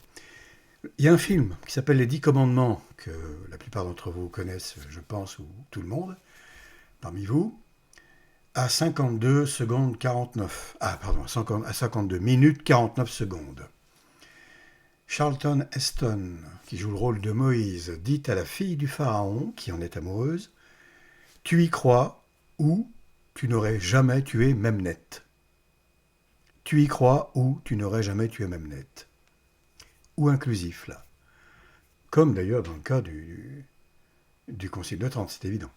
Il est donc impératif que la fille de Pharaon croie que Moïse n'est pas égyptien, mais juif. Que de facto, son amour pour lui risque fort d'être empêché, raison pour laquelle elle a tué sa servante, qui lui avait révélé ce secret, de peur que la servante le révèle à son père, le pharaon, etc., ou à quelqu'un d'autre de la famille. Les deux conditions sont valables ici et ne peuvent l'être qu'ensemble. Elle y croit et ainsi elle a tué sa servante Memnet qui pouvait révéler le secret. Sans la première condition, elle ne l'aurait pas tué et elle ne l'aurait pas tué si elle ne l'avait pas cru, si elle n'avait pas cru Memnet. Autre exemple, une voiture ne peut démarrer sans la présence d'un moteur ou de la clé de démarrage par exemple. Si l'un des deux éléments est manquant, alors il est impossible de démarrer la voiture. On ne parlera pas de ceux qui démarrent les voitures sans clé, bien évident ici. Appliqué au baptême d'eau maintenant, un tel a eu le désir du baptême ou il n'aurait pas été baptisé d'eau. Un tel a eu le désir du baptême ou il n'aurait pas été baptisé d'eau. Un tel a été baptisé d'eau, donc il en a eu le désir. Un tel a été baptisé d'eau, donc il a eu le désir de ce baptême d'eau. C'est aussi simple que ça. Et ça ne peut pas être autrement. Puisque le Seigneur lui-même, le Verbe éternel lui-même, évidemment la Sainte Trinité, l'Église pendant 2000 ans, a toujours enseigné la même chose, à savoir qu'il n'y a qu'un seul baptême. Encore une fois, c'est dans le credo, je confesse un baptême, etc. Il n'y en a pas 36, il y en a un. C'est tout. Alors au final, les désiristes acharnés sont réellement fatigants. Ils ne sont pas fatigants, disons, d'une façon péjorative, ce n'est pas une insulte. Ils sont fatigants parce que la négation de l'évidence, c'est fatigant. Voilà, tout simplement, c'est pénible. On se demande d'où ça vient, comment c'est possible, etc. Comment peut-on être aussi aveugle, et ainsi de suite. En plus de représenter, en fatigant, en plus de représenter un danger, alors ça c'est certain, et c'est grave, c'est très grave, un danger permanent pour le salut des âmes. Parce que ce sont des contaminateurs, ce sont des gens qui cherchent à convaincre systématiquement les autres que le baptême de désir est une vérité, et ainsi de suite. Au final, il n'y a rien à espérer de ces gens que la vérité n'intéresse pas et qui s'acharnent à la nier. Bon, c'est ce que je viens de dire en gros. C'est bien désolant, c'est d'ailleurs triste, mais c'est d'abord triste pour eux, bien entendu, c'est bien malheureux qu'ils en soient là, ces gens-là, qui n'arrivent pas à comprendre, à sortir de d'un amour-propre prison, en fait, qui les empêche de voir, qui les aveugle complètement, sans même parler du châtiment de Dieu. Alors là, c'est l'aveuglement à vie, quasiment, sauf miracle, encore une fois. Ce sont au minimum des protestants dans l'âme, Ben oui, parce que quand on n'arrête pas comme ça de balancer des choses aussi absurdes, contre toutes les évidences, il y a des centaines de preuves que ce n'est pas vrai, dogmatiques. Sans même parler d'un raisonnement comme celui qu'on fait aujourd'hui, qui détruit le baptême de désir de l'intérieur en quelque sorte. Mais cet acharnement à nier tout cela, franchement, c'est inexplicable. C'est un des mystères de l'iniquité en quelque sorte. C'est terrible, c'est terrible, c'est terrible, et il n'y a rien à faire. Alors, il y a à faire avec les gens qui, encore une fois, sont dans le doute, apprennent les choses, sont au début en quelque sorte. On leur a dit, oui, oui, allez, baptême d'eau, tout ça, il y a le baptême de désir, baptême de sang, baptême de je ne sais pas quoi, et ainsi de suite. Il y a l'ignorance invincible et tout le tralala, toute la ribambelle des âneries épouvantables. Et sans réfléchir, on dit, bah oui, tiens, c'est normal, c'est bien, c'est humaniste, c'est conforme à la bonté de Dieu. Évidemment, le pauvre gars hein, qui passe sous un TGV alors qu'il était à 2 jours de se faire baptiser d'eau, forcément, Dieu est bon, donc Dieu le sauve. Bah non, ça veut dire que Dieu n'en voulait pas, bon, c'est tout. Parce qu'il n'aurait pas voulu qu'il passe sous le TGV, le Seigneur. Le type ne serait pas passé sous le TGV, et puis c'est tout, c'est aussi simple que ça. Bon. Conscients de l'extrême rachitisme, en plus de leur argumentaire, ces gens, les hérétiques, n'ont de cesse d'inventer des arguments en leur faveur, toujours plus brinque-ballants, toujours plus faibles, niais, quoi, enfin, qui ne tiennent pas la route, sachant, en définitive, qu'au final, leur argumentaire, eh bien, est nul. Alors, on peut estimer réaliste que parmi les personnes qui se disent chrétiennes, pour le simple fait de se référer à Jésus-Christ, hein, tout simplement, les protestants le font, enfin voilà, bon, c'est tellement facile, tout en prenant un maximum de liberté avec sa parole. Donc, oui, oui, je crois en Jésus-Christ, mais je ne l'obéis pas, je ne le crois pas, et ainsi de suite. On peut estimer que 90% au minimum de ces gens sont des hérétiques fanatiques du BDD, entre autres hérésies, évidemment. C'est à peu près ce qui ressort lorsqu'on discute. Pour ainsi dire, tout le monde ou presque croit au BDD aujourd'hui. Voilà, c'est pas compliqué, au baptême de désir. C'est la super mode, c'est vraiment le truc à ne pas louper. Parmi ces 90%, on peut espérer 30% de personnes indécises et sincères, dodelinant de gauche à droite, un jour pour le BDD après la lecture de Sola ou l'écoute d'une vidéo, bon, un jour contre le BDD après avoir lu ceci. Voilà, bon, des indécis qui vont finir par prendre position tôt ou tard. On peut espérer que 30% d'entre eux choisissent le bon camp, à savoir qu'il n'y a que le baptême d'eau. Alors, il y a une petite contradiction avec hérétiques fanatiques, parce qu'en réalité, il n'y a pas que des fanatiques. Parmi eux, on peut espérer 30% de non-fanatiques, justement. Donc 60% de fanatiques, 30% d'indécis, ça donne 90%. Voilà, petite erreur ici, de logique. Ces personnes qu'on considérera sincères et réellement en quête de vérité, hésitent, doutent, parce qu'elles n'ont pas encore la foi assez fermement incrustée dans toutes leurs cellules, dans toute leur âme. Lorsqu'on a cette foi, qui est, encore une fois, qui n'est pas une croyance, qui est une certitude absolue, je ne crois pas en Dieu, j'en suis sûr. Il n'y a pas de croyance là-dedans. C'est une certitude absolue que Dieu est. Une adhésion sans faille, c'est une adhésion sans faille, en fait, à la fois de l'intelligence et de la raison à la parole de Dieu. Et tout cela, qui vient de nous, est consolidé surnaturellement par de divines grâces. Voilà, c'est le mortier, etc. Bon, c'est les armatures du béton, et ainsi de suite. Sans cela, il n'y a pas la foi. Quand on dit le baptême donne la foi, absolument pas. Le baptême d'eau, bien sûr, donne les conditions propices à la foi. C'est-à-dire qu'il y a un jardinier qui passe dans le terreau de l'amour-propre du baptisé, qui fait un super boulot, qui enlève les mauvaises herbes, et ainsi de suite, et qui laboure la terre de l'amour-propre de telle façon qu'elle est propice à recevoir, quand l'individu sera prêt, naturellement, il peut ne jamais l'être prêt.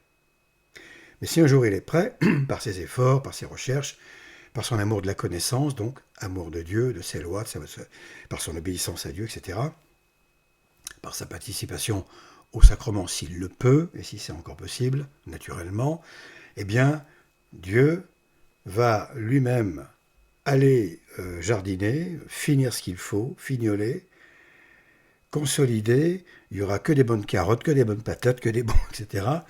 Et la foi sera tellement solide qu'on ne pourra plus l'arracher à cet individu, on ne pourra plus lui soutirer, c'est impossible. Hein. Il préférera être détruit plutôt que de perdre la foi, parce que la foi, c'est lui. Alors là, on est au bout, on est vraiment dans la vraie foi, là. Hein. Mais voilà, les saints, les martyrs, oui, ils ont donné leur vie, parce qu'ils estimaient que leur vie, comme elle était dans la foi, pour la foi, pleine de foi, ils ne pouvaient pas se détacher, se déchirer de cette foi. On ne pouvait pas enlever la foi d'eux-mêmes, puisque c'était la même chose. C'est une seule et même chose. Donc, vous voulez m'enlever la foi, me rendre hérétique? Ben, tuez-moi, s'il n'y a aucune autre solution. Voilà. Alors, à ces personnes qui, émues par une bonne volonté, croient au baptême de désir par ignorance ou manque de foi, nous conseillons le plus vivement de persister dans l'amour de la vérité, de toujours être humble devant la vérité de Dieu, devant l'enseignement de l'Église, qui nous dépasse bien sûr, hein, et nous leur tendons la main.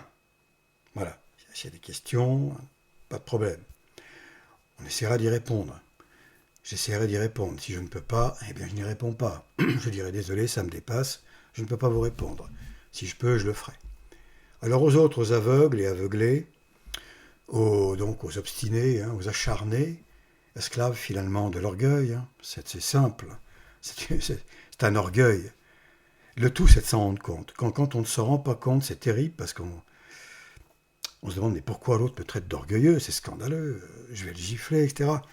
Mais lorsqu'on est dans l'orgueil et qu'on en a conscience, à ce moment-là, il y a ça fait comme toucher un barbecue, quoi. Ça brûle d'un coup, et on se dit mince alors.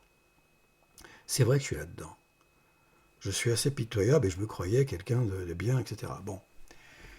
Nous leur souhaitons de recouvrer la raison, à cela, le chemin de la vérité, malgré tout. Nous réitérons que nous n'aimons pas perdre notre temps, et on considère que c'est réciproque. Par conséquent, nous vous remercions de passer votre chemin. Ceux qui sont absolument indécrottables, ceux qui sont enracinés dans le BDD jusqu'au fond, eh bien, et qui ne veulent pas changer, qui ne veulent pas admettre la vérité, qui pourtant est hyper simple, toute simple. Il suffit de croire littéralement ce qu'a dit Jésus-Christ en Jean 3,5. C'est la recommandation expresse de l'Église, qui a toujours interdit formellement de toucher à quoi que ce soit et de sophister, donc de faire du sophisme, autour de cette déclaration dogmatique de foi, évidemment, puisqu'elle vient du Seigneur lui-même. Voilà. Donc, c'est pas la peine de venir ici sur le site pour pondre des messages de trolls, ce que vous voulez. Vous n'empoisonnerez pas la question ici. J'enlèverai tous vos commentaires n'importe comment. C'est pas la peine. C'était pas la peine. Parce que je ne veux pas que vous semiez le doute sur cette chaîne. Vous le semez à cette partout, c'est pas la peine. Aucune animosité, simplement une grande différence entre nous. Une immense différence qui peut se tourner en animosité s'il y a insistance, évidemment. Donc, on vous souhaite simplement, encore une fois, de recouvrer la raison, l'humilité et le chemin de la vérité. Je crois que la prière s'impose pour que ce soit possible pour la majorité d'entre vous. Il y en a pour qui ce n'est pas possible, tout simplement. L'épée de Dieu est tombée sur eux, les a rendus aveugles parce qu'ils sont allés beaucoup trop loin, avec sans doute de trop mauvaises intentions, vouloir damner les âmes, et ainsi de suite. Ça existe, il y en a plein. Voilà, c'est comme ça. Bref, poursuivons. Poursuivons dans l'exploration du délirant BDD. Certains osent affirmer que les catéchumènes désireux devrait faire preuve d'une contrition parfaite avant que la mort ne le sauve. Bah voyons. Ça, apparemment, c'est assez récent. Enfin, d'après moi, c'est un petit rajout comme ça, une petite guirlande sur le sapin. C'est récent à mon sens, je crois. Si je me trompe, eh bien, merci de me l'indiquer, il n'y a aucun souci. Alors, contrition parfaite de quelqu'un qui n'est pas dans l'église, ça ne change rien. Absolument rien. Encore une fois, on a vu tout à l'heure quand même un individu en état de sainteté, entre guillemets, c'est-à-dire pas de sainteté, mais qui n'a pas de péché mortel sur la conscience, s'il n'est pas baptisé, il ne va pas au ciel et c'est tout. C'est ce qu'affirme l'Église. Ce n'est pas moi qui l'affirme, c'est l'Église. Et si c'est l'Église, c'est que c'est le Saint-Esprit. C'est tout. Ici encore, confession et sacrement de pénitence comptent pour du beurre. Bien rance, c'est sûr. Alors, la confession, on peut, évidemment qu'un catéchumène doit faire une confession générale avant le baptême. Mais le sacrement de pénitence, tant qu'il n'est pas dans l'Église, le catéchumène, selon moi, c'est vain, c'est invalide. Des devoirs de tout catholique et du jugement de l'Église, le catéchumène est exempté d'office, puisqu'il ne fait pas partie de la dite Église, ni du corps mystique du Verbe éternel. Donc je ne vois pas en quoi les jugements de l'Église, tout ça, les sacrements, le concernent. Par conséquent, et comme chacun sait, un catéchumène n'a pas accès au sacrement, d'où le devoir de sortir de l'Église avant le début de la consécration. C'est un exemple, d'où l'interdiction d'assister au miracle eucharistique bimillénaire, l'Eucharistie bien entendu, d'où l'interdiction formelle de communier sous peine de sacrilège, etc. Un catéchumène n'a donc aucune part avec les sacrifices, le martyre, les peines, les pénitences, la crainte et l'espérance qui sont le lot des personnes réellement baptisées d'eau et véritablement enfants adoptifs du Père éternel. Mais selon les fanatiques du BDD, encore une fois, tout catéchumène, animé par le désir, ce désir sacré, merveilleux de l'homme, le désir humain, oh là là, quelle merveille, animé par le désir du baptême, serait certain d'être sauvé tant qu'il échapperait au baptême tant désiré. Et oui, c'est terrible, mais c'est comme ça. Animé par le désir du baptême, le catéchumène serait certain d'être sauvé tant qu'il échapperait au baptême tant désiré. Voilà. Alors soit c'est un coup de poker, il attend le coup du destin, il fait un peu tout pour passer sous un camion, bon voilà. Soit il dit, on va voir plus tard ce qu'il se dit. Là encore, comment ne pas percevoir le dilemme, c'est un véritable dilemme, parce que c'est une solution qui n'existe pas à ce problème, un problème sans solution. C'est une contradiction flagrante. Dilemme à ce point flagrant qu'il constitue un cas d'école ici. La contradiction consiste évidemment en ce qu'une des conditions indispensables pour être sauvé par le baptême de désir est de désirer l'unique véritable baptême d'eau, mais à condition de ne jamais l'obtenir. Vous trouvez quelque chose de plus ridicule? Si vous le trouvez, dites-moi. S'il vous plaît, dites-moi. Permettez-moi de répéter, parce que franchement, ça vaut le détour. La contradiction donc, du BDD consiste évidemment en ce qu'une des conditions indispensables pour être sauvé par le baptême de désir est de désirer l'unique véritable baptême d'eau, bien sûr. Ce désir est essentiel du baptême d'eau, mais à condition de ne jamais l'obtenir, de mourir avant de l'obtenir. Autant dire que pour parvenir au but, il ne faut jamais y parvenir. Si un tel veut se rendre à Sydney, eh bien il doit impérativement ne jamais y parvenir. Si un tel désire, donc veut, pareil, se rendre à Sydney, il doit jamais il doit y parvenir. Voilà la règle qui est établie ici. C'est fin, c'est très fin. C'est très logique. Vous ne trouvez pas? Très très logique. Continuons. Alors, avec une autre constatation. Le BDD, eh bien c'est un vol, un larcin, et pas n'importe lequel.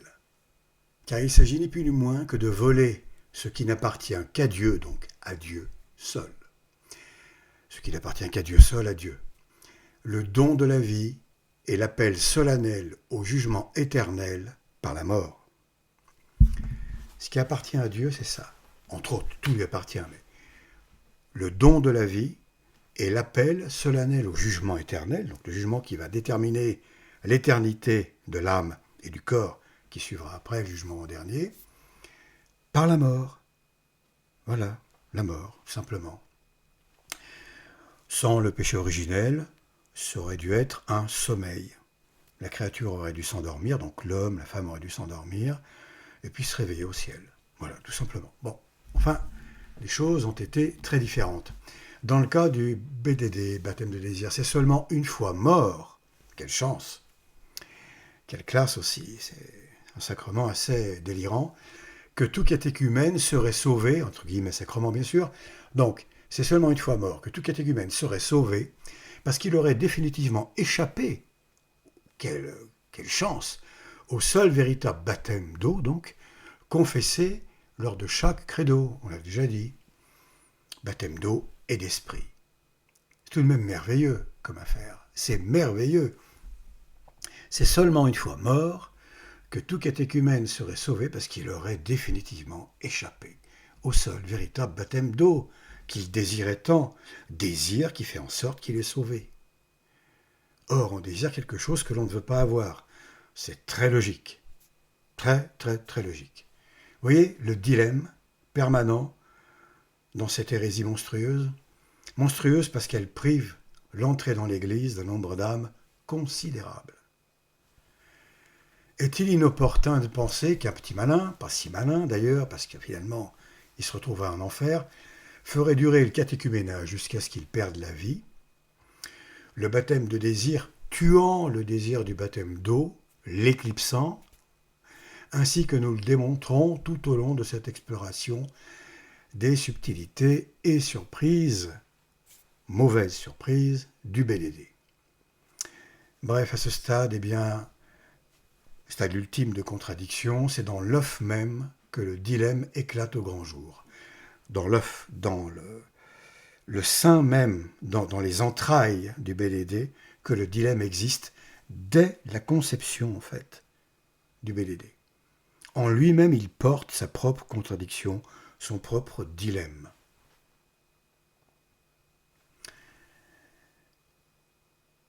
Donc, quel dilemme, évidemment? Il suffit d'ajouter un élément essentiel à ce dilemme, l'intérêt personnel.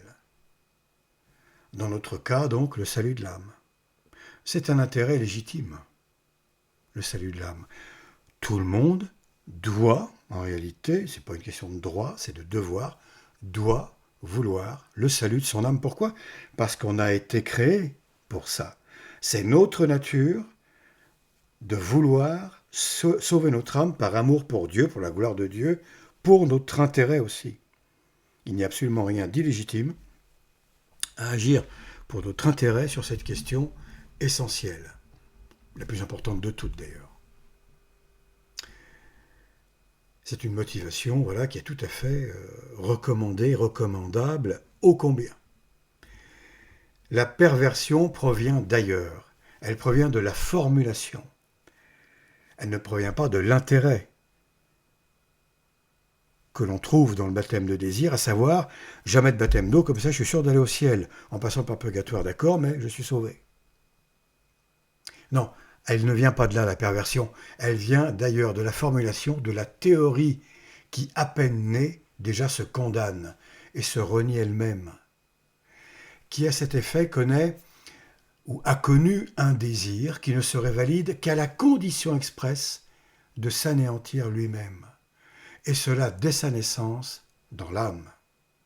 Est-ce que quelqu'un connaît un désir et qui est comme ça, qui fonctionne comme ça, c'est-à-dire voilà, qui se renie dès qu'il est né, et puis ça fonctionne?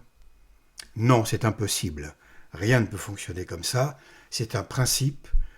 On va dire, c'est le dilemme par principe. Voilà. C'est absurde aussi. Et pourtant, c'est le fondement de l'idée même de baptême de désir. Encore une fois, cette doctrine de démon consiste à se renier elle-même. C'est l'impossible qui a été ici imaginé. Alors c'est une façon de parler, parce que l'impossible ne peut pas être imaginé. Mais Vous voyez, ça c'est important. Cette doctrine de démon consiste à se renier elle-même. Tout est ici dans la contradiction, la négation, plus que la contradiction. La négation. Donc, en soi, le BDD est un dilemme. C'est un dilemme par nature. Ça, c'est essentiel. Voilà, terminons pour aujourd'hui par ce qui suit. Enfin, il y aura peut-être encore un ou deux commentaires par la suite. En quoi le BDD pourrait être un sacrement ou seulement y ressembler? Ça, c'est une question. En quoi le baptême de désir peut être un sacrement ou seulement y ressembler? Alors, de l'aveu même des désiristes, mais ce n'est pas un sacrement, c'est autre chose. Quoi, on n'en sait rien. C'est un passe-partout, c'est un... je ne sais pas. Le désir magique, hein, voilà. Le désir magique qui vous sauve. Bon, est-ce le désir qui fait office de sacrement? Eh bien, nous venons de voir que ce n'est pas possible. Le désir du baptême véritable ayant obligation de s'auto-détruire dès qu'il survient dans la pensée, intérêt de l'âme oblige, vicié par cette doctrine de démon. C'est là le point crucial. La doctrine, enfin, cette théorie est vicieuse, viciée dans la moelle, dans sa moelle épinière. Car à y bien penser, il conviendrait de rejeter l'offre divine, encore une fois, le BE, baptême d'eau, pour en bénéficier après l'avoir oblitéré, ainsi qu'un cheval sauterait par-dessus un obstacle pour s'y cogner dès le galop suivant. Là, l'offense envers Dieu apparaît avec une profondeur assez inédite.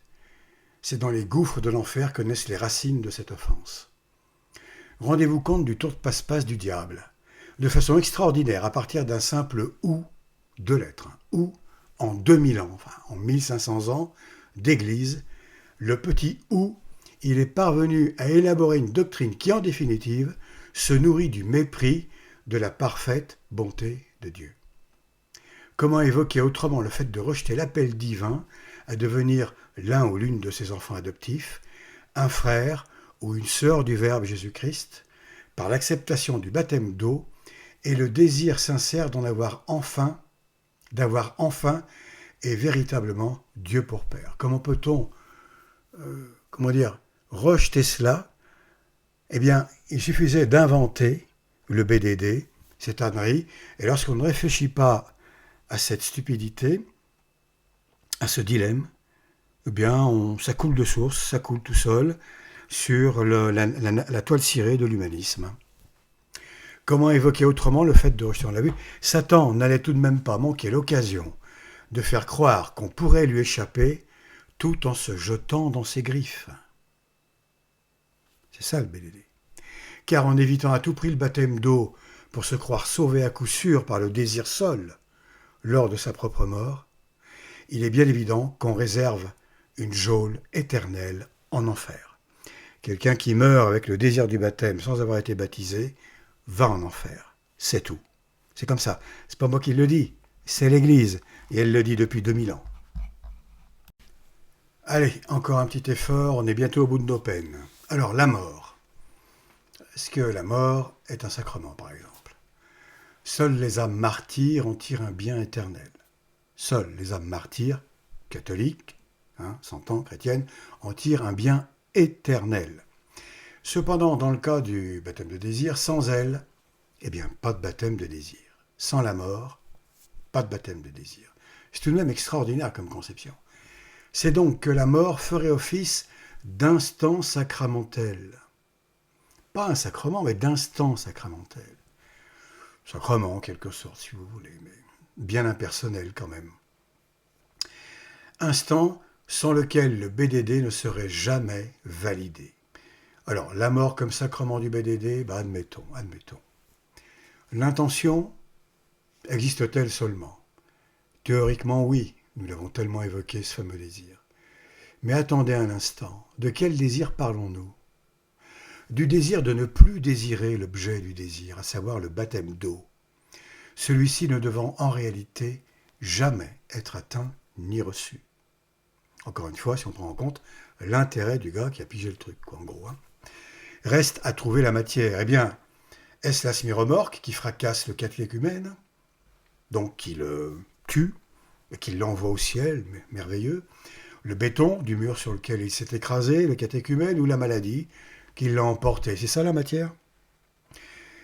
Allons encore plus profondément dans cette monstruosité, si c'est possible, consistant en définitive à renier la parole et la volonté de Dieu. Quel est le maître incontesté de la vie et de la mort de l'homme, sinon Dieu lui-même? Dès lors, voyez-vous l'outrage suprême, le vice ultime, pointé à l'horizon entre les cornes du dragon? Alors, est-ce qu'on l'aperçoit? Est-ce que vous l'apercevez, cette accusation ignominieuse, cette calomnie infernale, cette indicible injustice? Oui, il faut le dire, du plus profond de ses entrailles, l'enseignement du baptême de désir revient à accuser Dieu de damner les âmes. L'enseignement du baptême de désir revient à accuser Dieu de damner les âmes. Or, qui est cet accusateur en chef? Oui, parce que c'est Dieu qui prend la vie qu'il a donnée. C'est lui le maître de la mort, de la vie et de la mort. Donc, lorsqu'il met à mort un catéchumène, qui n'est pas baptisé, le catéchumène va en enfer. Donc, en fait, on peut l'accuser, le diable ne se gêne pas d'accuser Dieu de damner les âmes. Alors que c'est lui l'inventeur de la doctrine. Or, qui est cet accusateur en chef, le même qui a accusé le Sauveur de tous les crimes imaginaires au Jardin des Oliviers, durant sa passion? Le diable et les démons, notamment, accusaient Jésus-Christ d'avoir brisé les familles des apôtres, en leur arrachant leur père.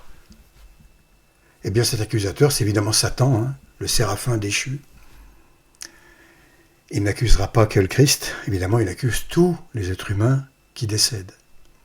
Sauf ceux qui lui échappent complètement, les grands saints qui vont au ciel directement, etc. Les martyrs, etc. Les sectateurs du baptême des désirs feraient bien de tomber le masque de l'orgueil et de réfléchir sérieusement avant de poursuivre dans la propagation de cette hérésie blasphématoire. Non seulement ils se promettent à l'enfer, mais ils y invitent leurs adeptes, tout en participant et en alimentant la jubilation du diable. Enfin, du plus profond des l'ignominie, Satan fait entendre, par le biais de ses dévots, ses sarcasmes et ses ricanements pleins d'une fureur de haine. À chaque victime qui tombe dans le piège spirituel du baptême de désir, Satan jubile un peu plus et attend patiemment de pouvoir accuser la divine Trinité à chaque fois que la dite victime tombera en enfer, c'est-à-dire à chaque fois qu'elle sera mise à mort par Dieu, alors qu'elle se sera crue sauvée par la mort qui vient de la saisir. Le baptême de désir, eh bien, c'est le baptême de Satan. Après la fausse messe, le faux baptême. Le tout sans interdire complètement la vraie messe, ni le véritable baptême d'eau. Pour l'instant, du moins. Et on va terminer avec une citation qui va remettre du baume au cœur. Et la vidéo, la deuxième partie sera terminée. Alors après cette citation, eh bien écoutez, elle fera le pont, en fait, le lien avec la troisième partie, qui sera plus, on va dire, digeste, plus normale, entre guillemets. Troisième partie, donc, qui va concerner essentiellement des aspects dogmatiques. Il y aura quand même quelques commentaires, bien entendu. Voilà, je vous dis à bientôt, on termine sur la citation. Merci de m'avoir écouté jusqu'ici, merci, et puis à bientôt donc.